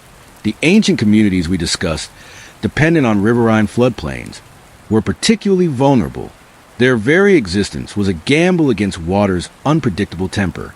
The sheer scale of infrastructure collapse further compounds the crisis. Roads become impassable rivers. Bridges are torn from their moorings. Communication lines go dead and power grids fail. Communities are cut off, isolated from aid, medical help, and essential supplies. Emergency services struggle to reach those in need, turning rescue efforts into heroic, often futile, battles against the elements. This collapse amplifies the suffering, transforming a local disaster into a region-wide humanitarian emergency. And then the quiet, insidious killer, disease. As floodwaters recede, they leave behind a toxic soup of sewage, chemicals, and decomposing matter. Wells are contaminated. Clean drinking water becomes a luxury, and sanitation systems are overwhelmed. Waterborne diseases like cholera, typhoid, and dysentery spread rapidly through displaced populations, especially those weakened by hunger and stress. Standing water becomes a breeding ground for mosquitoes, leading to outbreaks of malaria and dengue fever. Respiratory illnesses thrive in damp, mold-infested environments. In the aftermath of major historical floods, the death toll from disease often far outstripped the immediate drownings, turning survivors into victims in a cruel, drawn-out battle. But the human cost doesn't end when the sun shines again. The long-term physical scars often linger for years, even decades. Chronic illnesses, from persistent respiratory problems due to mold exposure to skin infections that won't heal, become a daily burden. Injuries sustained during the flood, cuts, fractures, crushing injuries from debris, can lead to permanent disabilities, limiting mobility and exacerbating economic hardship. The destruction of agricultural land and food supply chains can lead to prolonged periods of malnutrition or even famine, especially in vulnerable regions, leaving generations stunted and weakened. The impacts ripple outwards, straining healthcare systems, community resources, and individual resilience long after the initial crisis has passed. However, perhaps the most profound and least visible scars are psychological and emotional. Floods are inherently terrifying. They strip away every layer of human control, reminding us of our fundamental fragility in the face of nature's raw power. One of the most common and devastating psychological impacts is trauma, often manifesting as post-traumatic stress disorder, PTSD. Survivors can experience flashbacks, nightmares, and hypervigilance. The sound of rain on a rooftop, the sight of a swollen river, or even a sudden downpour can trigger intense anxiety, panic attacks, or a paralyzing fear. Many are unable to sleep, haunted by the memories of rising water, struggling to breathe, or watching loved ones swept away. Their sense of safety, once taken for granted, is shattered, leaving them constantly on edge, waiting for the next deluge. Grief and loss extend far beyond the immediate casualties. Survivors mourn not just lost loved ones, but also cherished pets, family heirlooms, photographs, and the very structure of their daily lives. The loss of a home, even if physically rebuilt, is often the loss of a repository of memories, a sense of belonging, and a crucial anchor of identity. This can lead to a profound sense of disorientation, and a struggle to rebuild not just structures, but a sense of self and purpose. Survivor's guilt is also common, with individuals struggling with why they survived when others did not. The overwhelming sense of helplessness and loss of control during a flood can be deeply scarring. Humans strive for order, predictability, and control over their environment.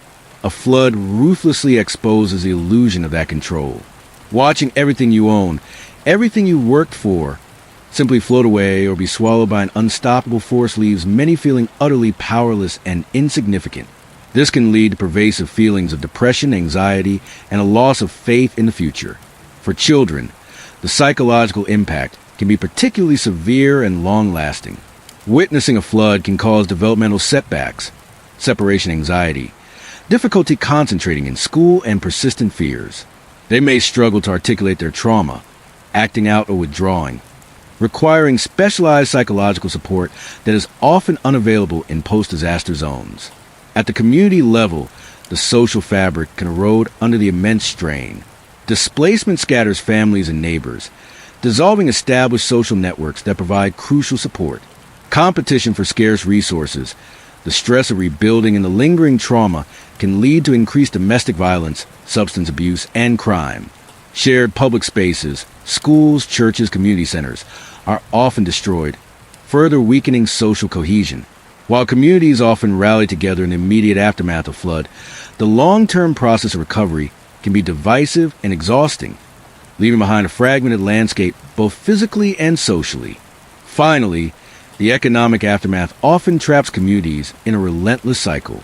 Rebuilding costs are immense, often far exceeding what insurance or government aid can cover.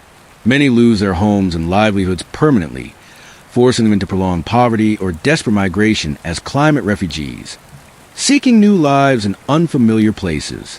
This permanent displacement can lead to further social isolation, cultural loss, and a perpetuation of trauma across generations.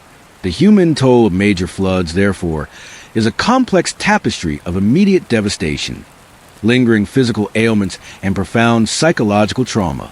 It's the silent anxiety that grips a child every time it rains, the persistent ache in an elder's bones, the gnawing guilt of a survivor, and the quiet despair of a family that has lost everything, not just once, but perhaps multiple times. From the ancient Mesopotamians who wove the terror of unpredictable deluges into their very myths, to modern communities grappling with unprecedented climate change-induced events, the story remains the same. Floods don't just drown lands. They drown lives, hopes, and futures. Understanding this immense human cost is not just about empathy. It's a fundamental step towards building more resilient communities, addressing climate change, and ensuring that the whispers from the waves don't become the screams of the next great drowning. Okay, guys, we've talked about the raw power of the water cycle, the ancient deluges that carved myths into memory, and how human ambition has inadvertently amplified the fury of modern floods. We focus heavily on the human toll, the drowned cities, the shattered lives. But what about the planet itself? What happens when that unseen fury isn't just sweeping away our homes, but literally sculpting the very ground beneath our feet? Because beyond the human tragedy, floods are among the most powerful geological forces on Earth. They are the planet's violent sculptors and its patient builders, capable of erasing entire landscapes in a single terrifying night, and then, over centuries, laying down the fertile foundations for new life. When a major flood strikes, the land isn't just inundated, it's under siege, and it remembers. These events leave indelible marks, not just in our history books, but in the very strata of the earth, shaping ecosystems and leaving geological legacies that endure for millennia. So, let's step back and look at the floods from the Earth's perspective. First, there's a sheer, unbridled force of erosion. Imagine a river, usually a predictable ribbon of water, suddenly swelling into a raging, churning monster. It's not just water, it's liquid dynamite. The sheer velocity and volume pick up everything in their path. Topsoil, rocks, trees, even entire sections of riverbank. This is called scouring, and it's a brutal, unforgiving process. Floodwaters act like a giant, relentless sandblaster. They strip away layers of fertile topsoil, often the very foundation of agricultural lands, rendering them barren for years. This is a primary reason why major historical floods led to widespread famine. Not just drowned crops, but permanently damaged farmland. Think of the Magdalen Flood of 1342 in Europe. It didn't just inundate. It scoured away centuries of painstakingly cultivated topsoil from river valleys, leaving behind infertile gravel and sand, creating food crises that lasted for decades. But floods don't just take away, they reshape. The sheer hydraulic force can carve new channels, deepen existing riverbeds, and fundamentally alter the course of a river, a process called avulsion. Imagine a river suddenly deciding, mid-flood, to abandon its old path entirely and cut a brand new, straighter, more efficient route across the landscape. The old, abandoned bend might eventually form an oxbow lake, a crescent-shaped scar on the floodplain, a watery ghost of a former river. This is common in wide, flat river deltas like the Mississippi or the Yellow River, where major floods have repeatedly redrawn the map over centuries. And it's not just about rivers. Flash floods, especially in mountainous or arid regions, can trigger devastating landslides and mudslides. When intense rainfall saturates unstable slopes, the ground turns into a liquid, flowing mass, sweeping away everything from forests to entire villages. The destructive power of these events leaves deep, raw scars on the landscape, exposing bedrock and carving new gullies that can fundamentally alter drainage patterns for centuries. But floods aren't just destroyers. They're also creators. As the fast-moving, sediment-laden floodwaters lose energy and slow down, they drop their immense cargo of mud, silt, sand, and debris. This process, called deposition or sedimentation, lays down new layers of earth, sometimes building entirely new landforms or enriching existing ones. This is how floodplains are built.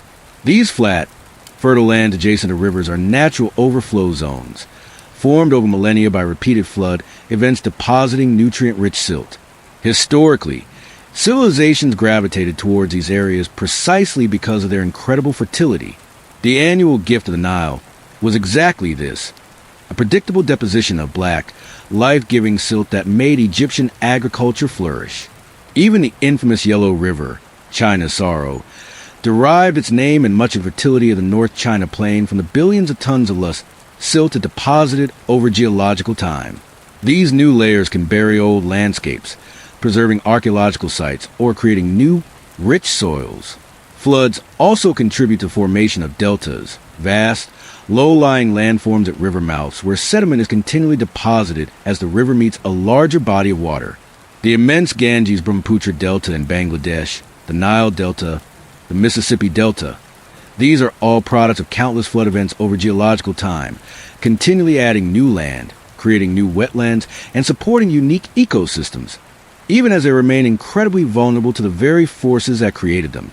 Sometimes, floods deposit so much material in a short time that they create alluvial fans. Fan-shaped deposits of sediment at the base of mountains or canyons, formed when fast-moving water emerges from a confined channel into a flatter area and rapidly loses energy.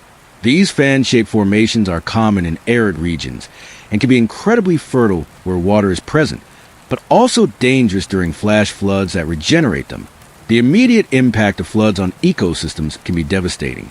Animals can be drowned or displaced from their habitats, leading to population crashes. Plants can be uprooted, smothered by sediment, or killed by prolonged soil saturation and anoxia, lack of oxygen in waterlogged soil, which suffocates their roots. Entire forests can be flattened, and aquatic life can be swept away or killed by sudden changes in water chemistry or temperature. But the story doesn't end there.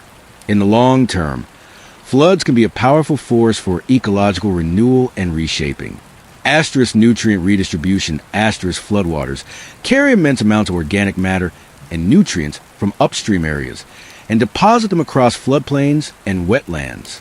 This influx of nutrients can fertilize soils, boosting plant growth and supporting a richer food web once the waters recede. Asterisk habitat creation and connection asterisk floods can create new wetlands, ponds, and temporary aquatic habitats, providing crucial breeding grounds for amphibians, fish, and migratory birds.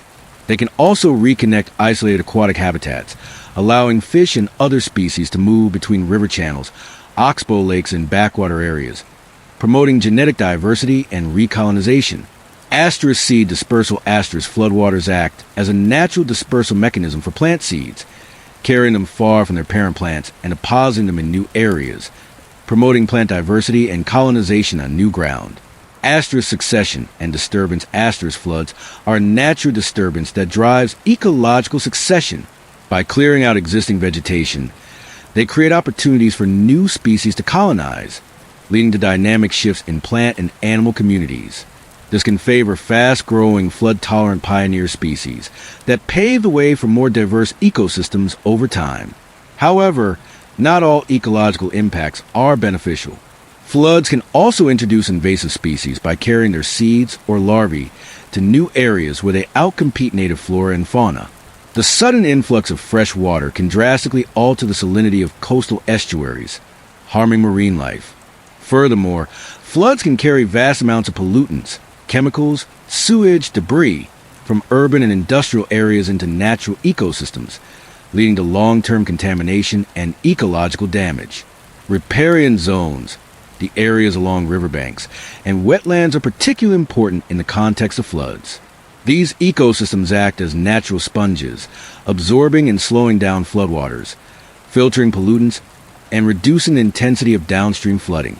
They are often heavily impacted by floods, yet their unique plant and animal communities are often adapted to these periodic disturbances, showing remarkable resilience and playing a crucial role in the broader hydrological cycle. The Earth keeps a meticulous record of past floods, leaving behind geological legacies that scientists can read like chapters in a colossal history book. This field is called paleoflood hydrology, and it allows us to understand the frequency and magnitude of ancient deluges long before human record-keeping began. Asterisk sedimentary layers asterisk each major flood deposits a distinct layer of sediment, sand, silt, or mud. Over millennia, these layers stack up, forming a geological archive. Scientists drill cores into floodplains or lake beds and analyze these layers to identify past flood events, using techniques like carbon dating for organic material within the sediment, or analyzing changes in grain size and composition. Thicker, coarser layers often indicate more powerful floods. Asterisk tree ring data asterisk in some regions. Floods leave scars on trees or affect their growth patterns. By studying dendrochronology, tree rings, scientists can reconstruct past flood events, dating them with remarkable precision. Asterisk ancient landforms asterisk the landscape itself is a testament to past floods. The meandering curves of rivers, the presence of oxbow lakes, abandoned channels, and vast floodplains all speak of a history shaped by water's relentless power. These features are essentially fossilized flood events, marking where rivers once flowed and spread their bounty or fury. Asterisk megafloods asterisk geological evidence reveals truly colossal flood events in Earth's deep past, dwarfing anything seen in recorded human history. The most famous example is the Missoula floods in what is now the northwestern United States. Around 15,000 years ago, a massive ice dam holding back glacial Lake Missoula repeatedly broke, unleashing cataclysmic floods that scoured eastern Washington state, carving immense canyons like the Grand Coulee, creating giant ripple marks 50 feet high, and depositing vast quantities of gravel and boulders hundreds of miles downstream. These floods happened not once, but dozens of times, fundamentally reshaping the geology of an entire region. Their scale was unimaginable, flows equivalent to 10 times the combined flow of all the world's current rivers. Reading these geological scars helps us understand the true upper limits of Earth's watery fury. But here's the twist. Humans, in our quest to control water, are now leaving our own distinct geological legacy. Our massive engineering projects, dams, levees, channelization, fundamentally alter the natural processes of erosion and deposition that have shaped Earth for millennia. Dams, while controlling floods downstream, also trap sediment upstream. This prevents the natural flow of silt and nutrients to downstream floodplains and deltas, effectively starving them. The Nile Delta, once replenished by annual silt deposits, is now slowly eroding and sinking due to the Aswan Dam. The Mississippi Delta faces similar challenges, losing land at an alarming rate. Levees confine rivers, preventing them from spreading sediment onto their natural floodplains. This means the sediment is instead carried further downstream, often silting up river mouths and requiring constant dredging. By preventing natural deposition, we also prevent the land from building itself up, making it more vulnerable to sea level rise and future floods. In essence, Our engineering has disconnected rivers from their geological work. We've turned them into efficient conduits, but in doing so, we've interfered with Earth's ancient rhythm of building and renewal. The landscapes under siege by floods today are not just product of natural forces. They are complex tapestries woven from geology, climate, and the indelible, often unintended, marks of human ambition. The story of floods is therefore etched not just in our memories and myths, but in the very bedrock of our planet. These events remind us that the Earth is a dynamic, living system, constantly being sculpted and reshaped, often with brutal efficiency. And as we face new deluges amplified by a changing climate, understanding this deep geological conversation between water and land becomes more crucial than ever, because the echoes of ancient floods whisper warnings about the future, reminding us that even the most formidable walls against water must eventually contend with the planet's enduring power. Okay, guys, we've sailed through centuries of calamity, from ancient deluges carving myths to mighty rivers reshaping continents. We've seen humanity's endless struggle against the unseen fury, a force that gives life and takes it away with equal, terrifying ease. But for every devastating flood, for every drowned land and watery dragon, humanity has responded with something equally relentless: the enduring quest for flood control. It's a story of ambition, ingenuity, and sometimes profound hubris, an arms race against the very pulse of the planet.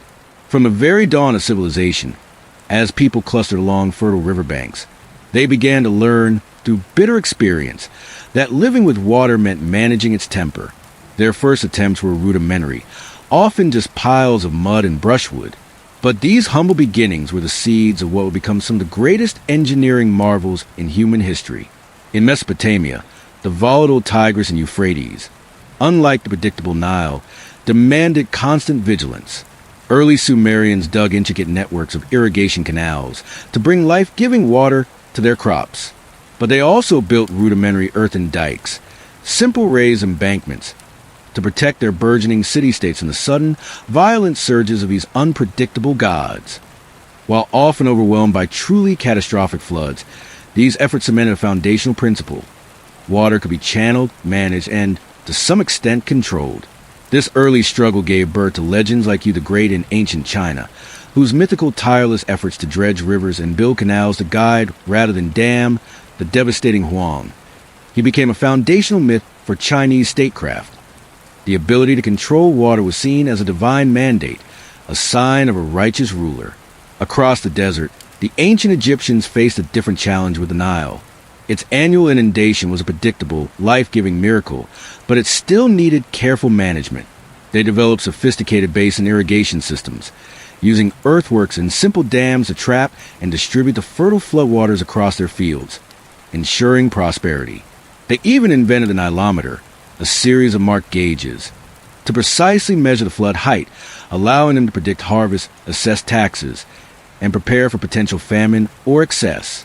Their approach was more about harmonious coexistence and clever distribution, a dance with benevolent, if strict, deity. But the most monumental early efforts against a truly volatile river were found in ancient China, along the Yellow River or Huanghe, known for millennia as China's Sorrow, due to its immense silt load and tendency to violently shift course. This river forced early Chinese dynasties to embark on colossal flood control projects. They built massive dike systems, essentially creating hanging dikes where the river flowed above the surrounding plains. These were engineering feats of staggering scale, requiring immense centralized labor and organization. Yet, as we've learned, these dikes were a double-edged sword. While offering temporary protection, they also elevated the riverbed higher and higher, making future breaches even more catastrophic, unleashing inland tsunamis of suffocating mud. As we moved to medieval Europe, the struggle continued, albeit often with more immediate, localized crises.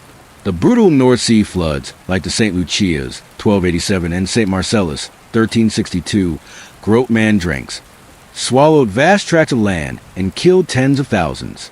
In response, low-lying coastal communities, particularly in the Netherlands and coastal Germany, became pioneers in early, rudimentary flood defense. They built networks of earthen dikes, raised embankments distinct from dams, to hold back the sea. They also began developing polders, enclosed tracts of land reclaimed from the sea, where water was pumped out by simple windmills. These were often piecemeal, local efforts, born from desperation, and learned through tragic trial and error, but they laid the groundwork for future generations of hydraulic engineering. The age of exploration and early modern period saw European ambition clash with untamed natural forces in new ways. As colonizers fanned out across the globe, they often built new settlements in vulnerable, unfamiliar environments. The low-lying deltas of North America, the monsoon-battered coasts of Asia. They brought their European engineering knowledge, often attempting to apply Dutch-style dikes and canals to mighty rivers like the Mississippi or the Ganges, or hurricane-prone coastal cities like New Orleans. However, lacking millennia of indigenous ecological knowledge, these early interventions often proved insufficient or even exacerbated problems, leading to devastating floods that demonstrated the sheer scale of the New World's watery furies.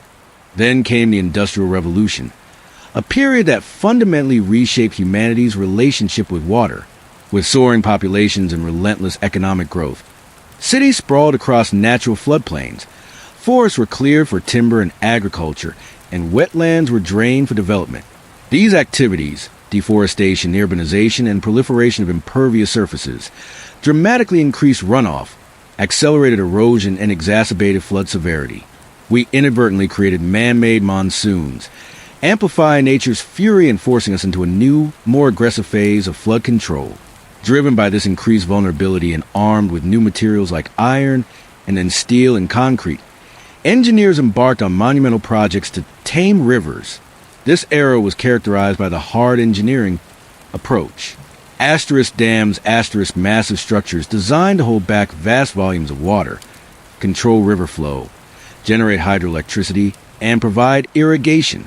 Icons like the Hoover Dam in the United States, completed 1936, or the Aswan High Dam in Egypt, completed 1970, symbolize humanity's triumph over nature.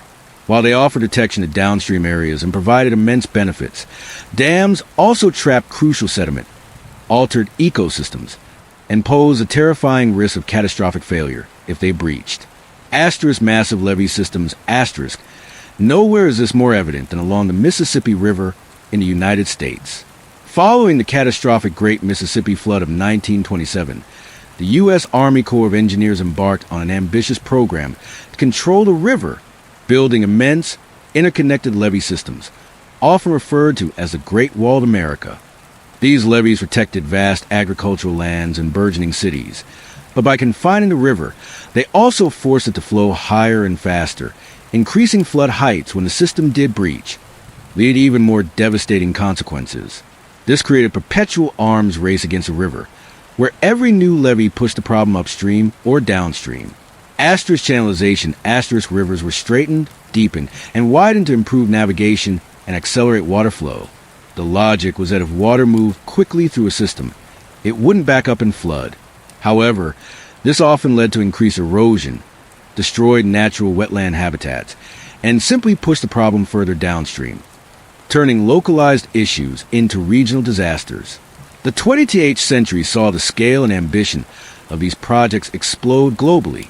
China's Three Gorges Dam on the Yangtze River, completed 2006, stands as the largest hydropower and flood control project in the world, a colossal undertaking with immense benefits in power generation and flood reduction, but also controversial for its displacement of millions and its ecological impact.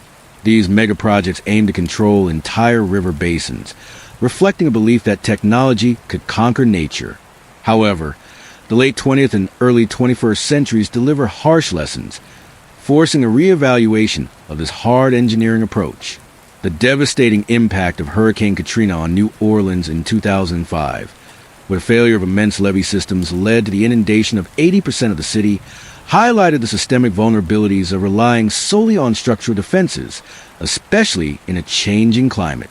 Repeated unprecedented floods in Europe, like the July 2021 floods in Germany and Belgium, and Asia, the Pakistan floods of 2010 and 2022, challenged even robust modern infrastructure, demonstrating that climate change, with its more intense rainfall events accelerating sea level rise, was stressing our existing walls against water to their breaking point. This ongoing crisis has prompted a crucial shift in philosophy, from taming water to living with water or working with nature. There's a growing recognition that hard engineering alone is insufficient and can sometimes exacerbate problems. New approaches focus on resilience, adaptation, and finding a sustainable coexistence. Asterisk restoration and green infrastructure, asterisk reconnecting rivers to their natural floodplains, restoring wetlands, nature sponges, and implementing permeable surfaces in urban areas, rain gardens, green roofs, to allow water to infiltrate the ground naturally rather than becoming rapid runoff. Asterisk early warning systems and predictive modeling, asterisk leveraging satellite technology, advanced meteorological forecasting, and real-time hydrological data to predict flood events with greater accuracy, allowing for earlier warnings and evacuations. Asterisk manage retreat and adaptation, asterisk in some highly vulnerable coastal or riverine areas.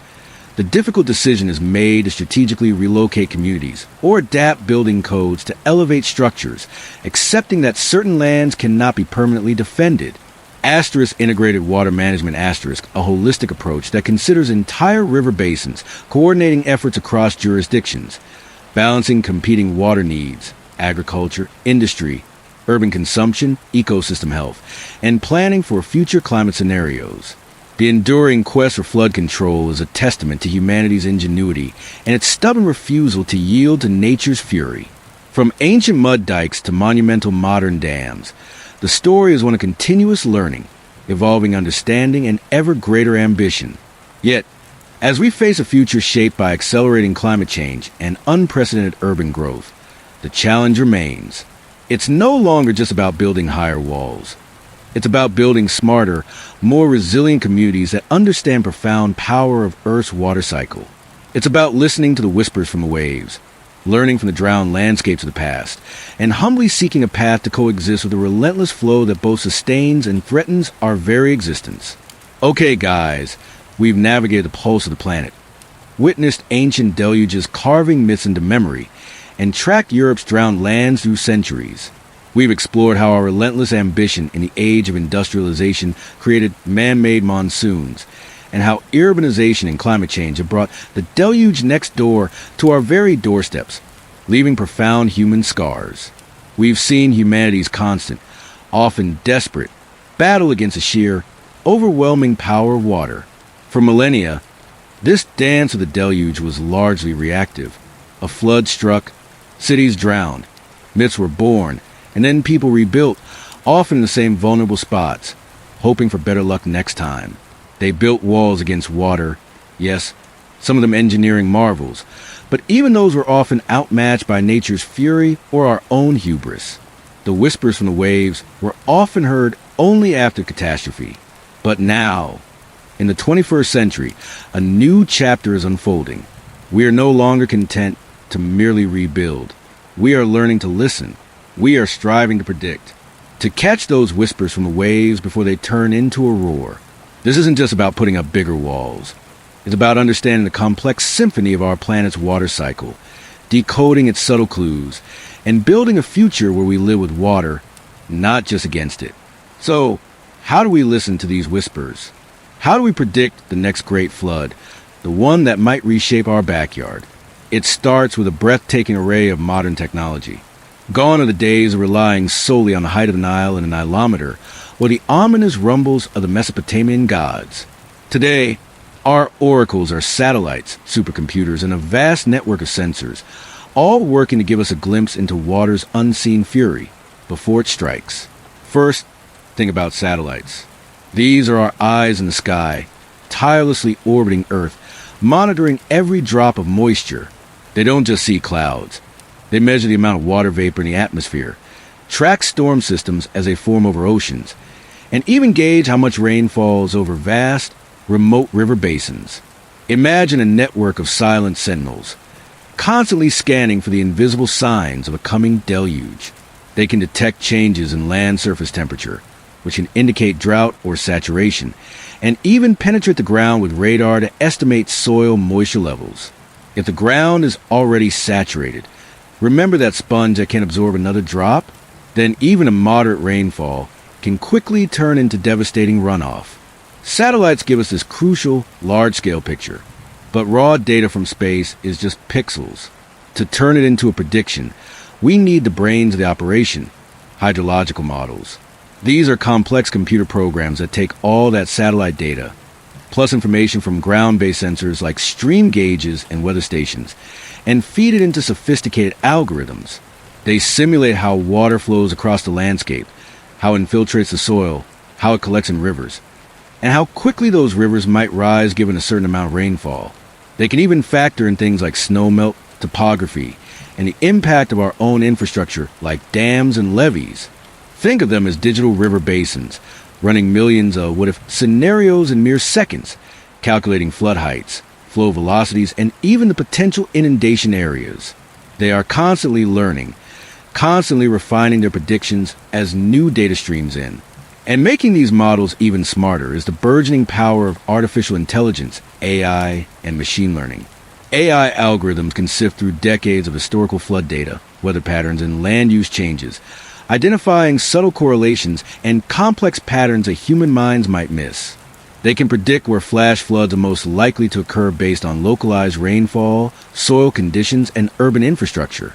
They can even forecast the impact of compound events, like a heavy rainfall hitting a coastal area already experiencing a storm surge, with greater speed and accuracy than ever before. AI is turning our predictive capabilities from mere forecasting into highly nuanced, almost intuitive, insights into water's behavior. Finally, we have the ground-based sensors, the ears on the ground. These are the thousands of automated stream gauges installed in rivers and creeks, constantly reporting water levels and flow rates in real time. We have weather stations measuring rainfall, wind speed, and atmospheric pressure. These ground sensors provide the crucial on-the-spot validation for the satellite data and the models, ensuring that the theoretical predictions match the practical reality. They're the frontline observers, sending immediate alerts when water levels begin to creep dangerously close to flood stage. This integrated approach, this constant feedback loop between space, supercomputers, and ground sensors, has fundamentally changed our ability to predict floods. We're no longer caught entirely off guard. We can issue warnings, initiate evacuations, and mobilize resources with a lead time that was unimaginable even a few decades ago. We are, truly, listening to the whispers from the waves. Despite all this technological marvel, predicting floods is still an incredibly complex, often humbling, endeavor. Water, in its unseen fury, remains stubbornly unpredictable in many ways. The biggest challenge? Flash floods. Remember those sudden, violent surges of water that can appear seemingly out of nowhere, transforming a dry creek bed into a deadly river in minutes? They are the bane of hydrologists. Unlike riverine floods, which build over hours or days, flash floods develop with terrifying speed, often in highly localized areas. A single thunderstorm dumping colossal amounts of rain on a steep, urbanized watershed can trigger a flash flood that wipes out everything in its path before anyone has time to react. Our satellites and models are getting better at identifying potential for flash floods, but the exact timing and location can still be maddeningly elusive. The sheer velocity and localized nature of these events make warning communities incredibly difficult. Then there's the compounding complexity of urbanization. We talk about how impervious surfaces, concrete, asphalt, rooftops, prevent water from soaking naturally into the ground, instead creating rapid runoff. This fundamentally alters the natural hydrology of a landscape. Our storm drains and sewer systems, designed for a different era, are easily overwhelmed. This means that even moderate rainfall can cause widespread urban flooding, turning streets into rivers, basements into swimming pools, and paralyzing infrastructure. Predicting exactly where and how severely a city will flood is a nightmare of interconnected pipes, overwhelmed culverts, and subtle topographical depressions. It's not just about a river overflowing. It's about the city itself trying to cope with water that has nowhere to go but up, often without a clear, predictable path.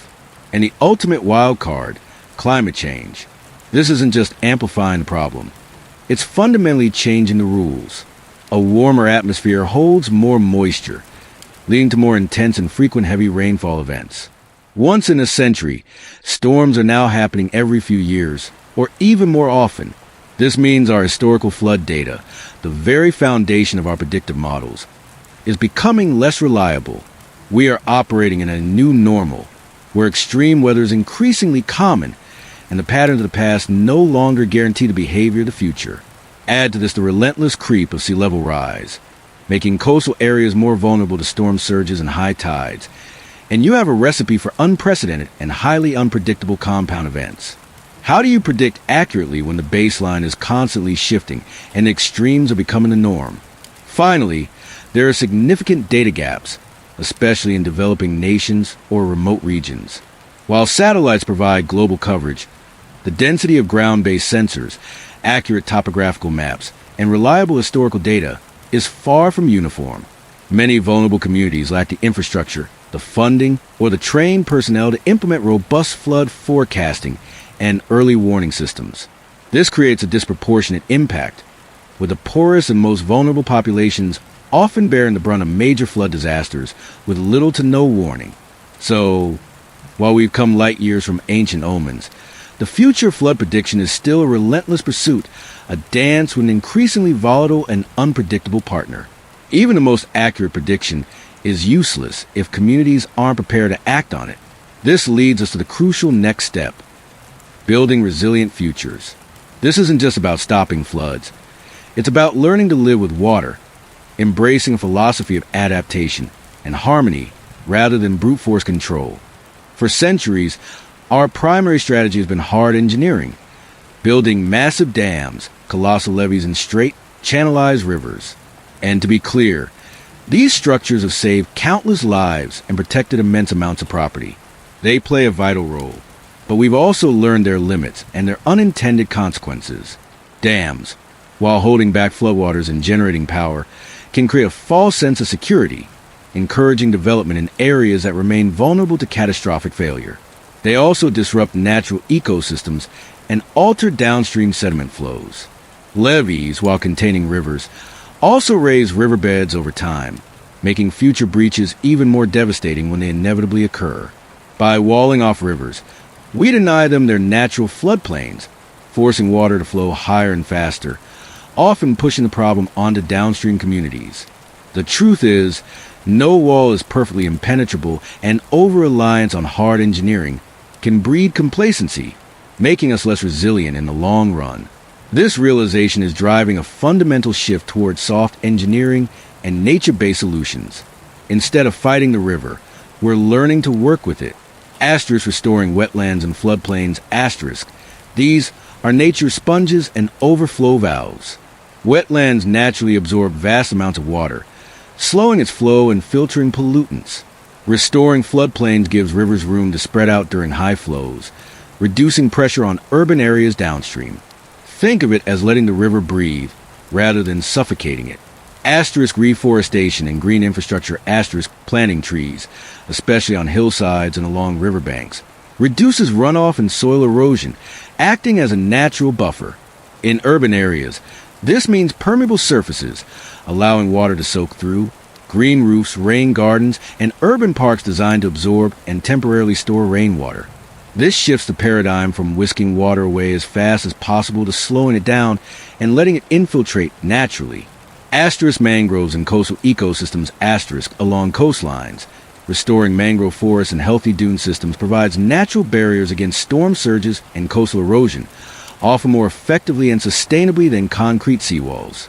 Beyond infrastructure, it's about smart urban planning. This means proactive zoning, limiting development in high-risk flood zones, and protecting natural floodplains. It means elevating new structures in vulnerable areas and retrofitting existing ones to be more flood-resistant. It's a challenging conversation, especially in established cities, but it's crucial for long-term safety. Crucially, building resilience means strengthening early warning systems. The best predictions are useless if they don't reach the people who need them rapidly and effectively. This involves not just the technology we discuss, but clear, consistent communication. SMS alerts, community sirens, local radio announcements, and accessible public information campaigns. It also means empowering communities with local knowledge and preparedness plans, regular drills, and designated evacuation routes. Finally, it demands new approaches to policy and governance. This calls for integrated flood management, which views entire river basins as interconnected systems, requiring cooperation across local, regional, and even international boundaries, as river systems often span multiple countries. It requires robust risk assessment, transparent data sharing, and long-term financial planning that moves beyond reactive disaster relief to proactive adaptation and investment in resilient infrastructure. This also means rethinking financial mechanisms like flood insurance, making it more accessible and tied to risk reduction efforts. The future of living with water is not about absolute control. It's about informed coexistence. It's about combining our technological prowess with ancient wisdom that nature cannot be entirely tamed, but it can be understood, respected, and in many cases, worked with. The whispers from waves are no longer just omens of fury. They are increasingly becoming invaluable guidance, leading us not to fight the deluge, but to build a future where we can rise with it, more resilient, more prepared, and perhaps more in harmony with the powerful pulse of our planet.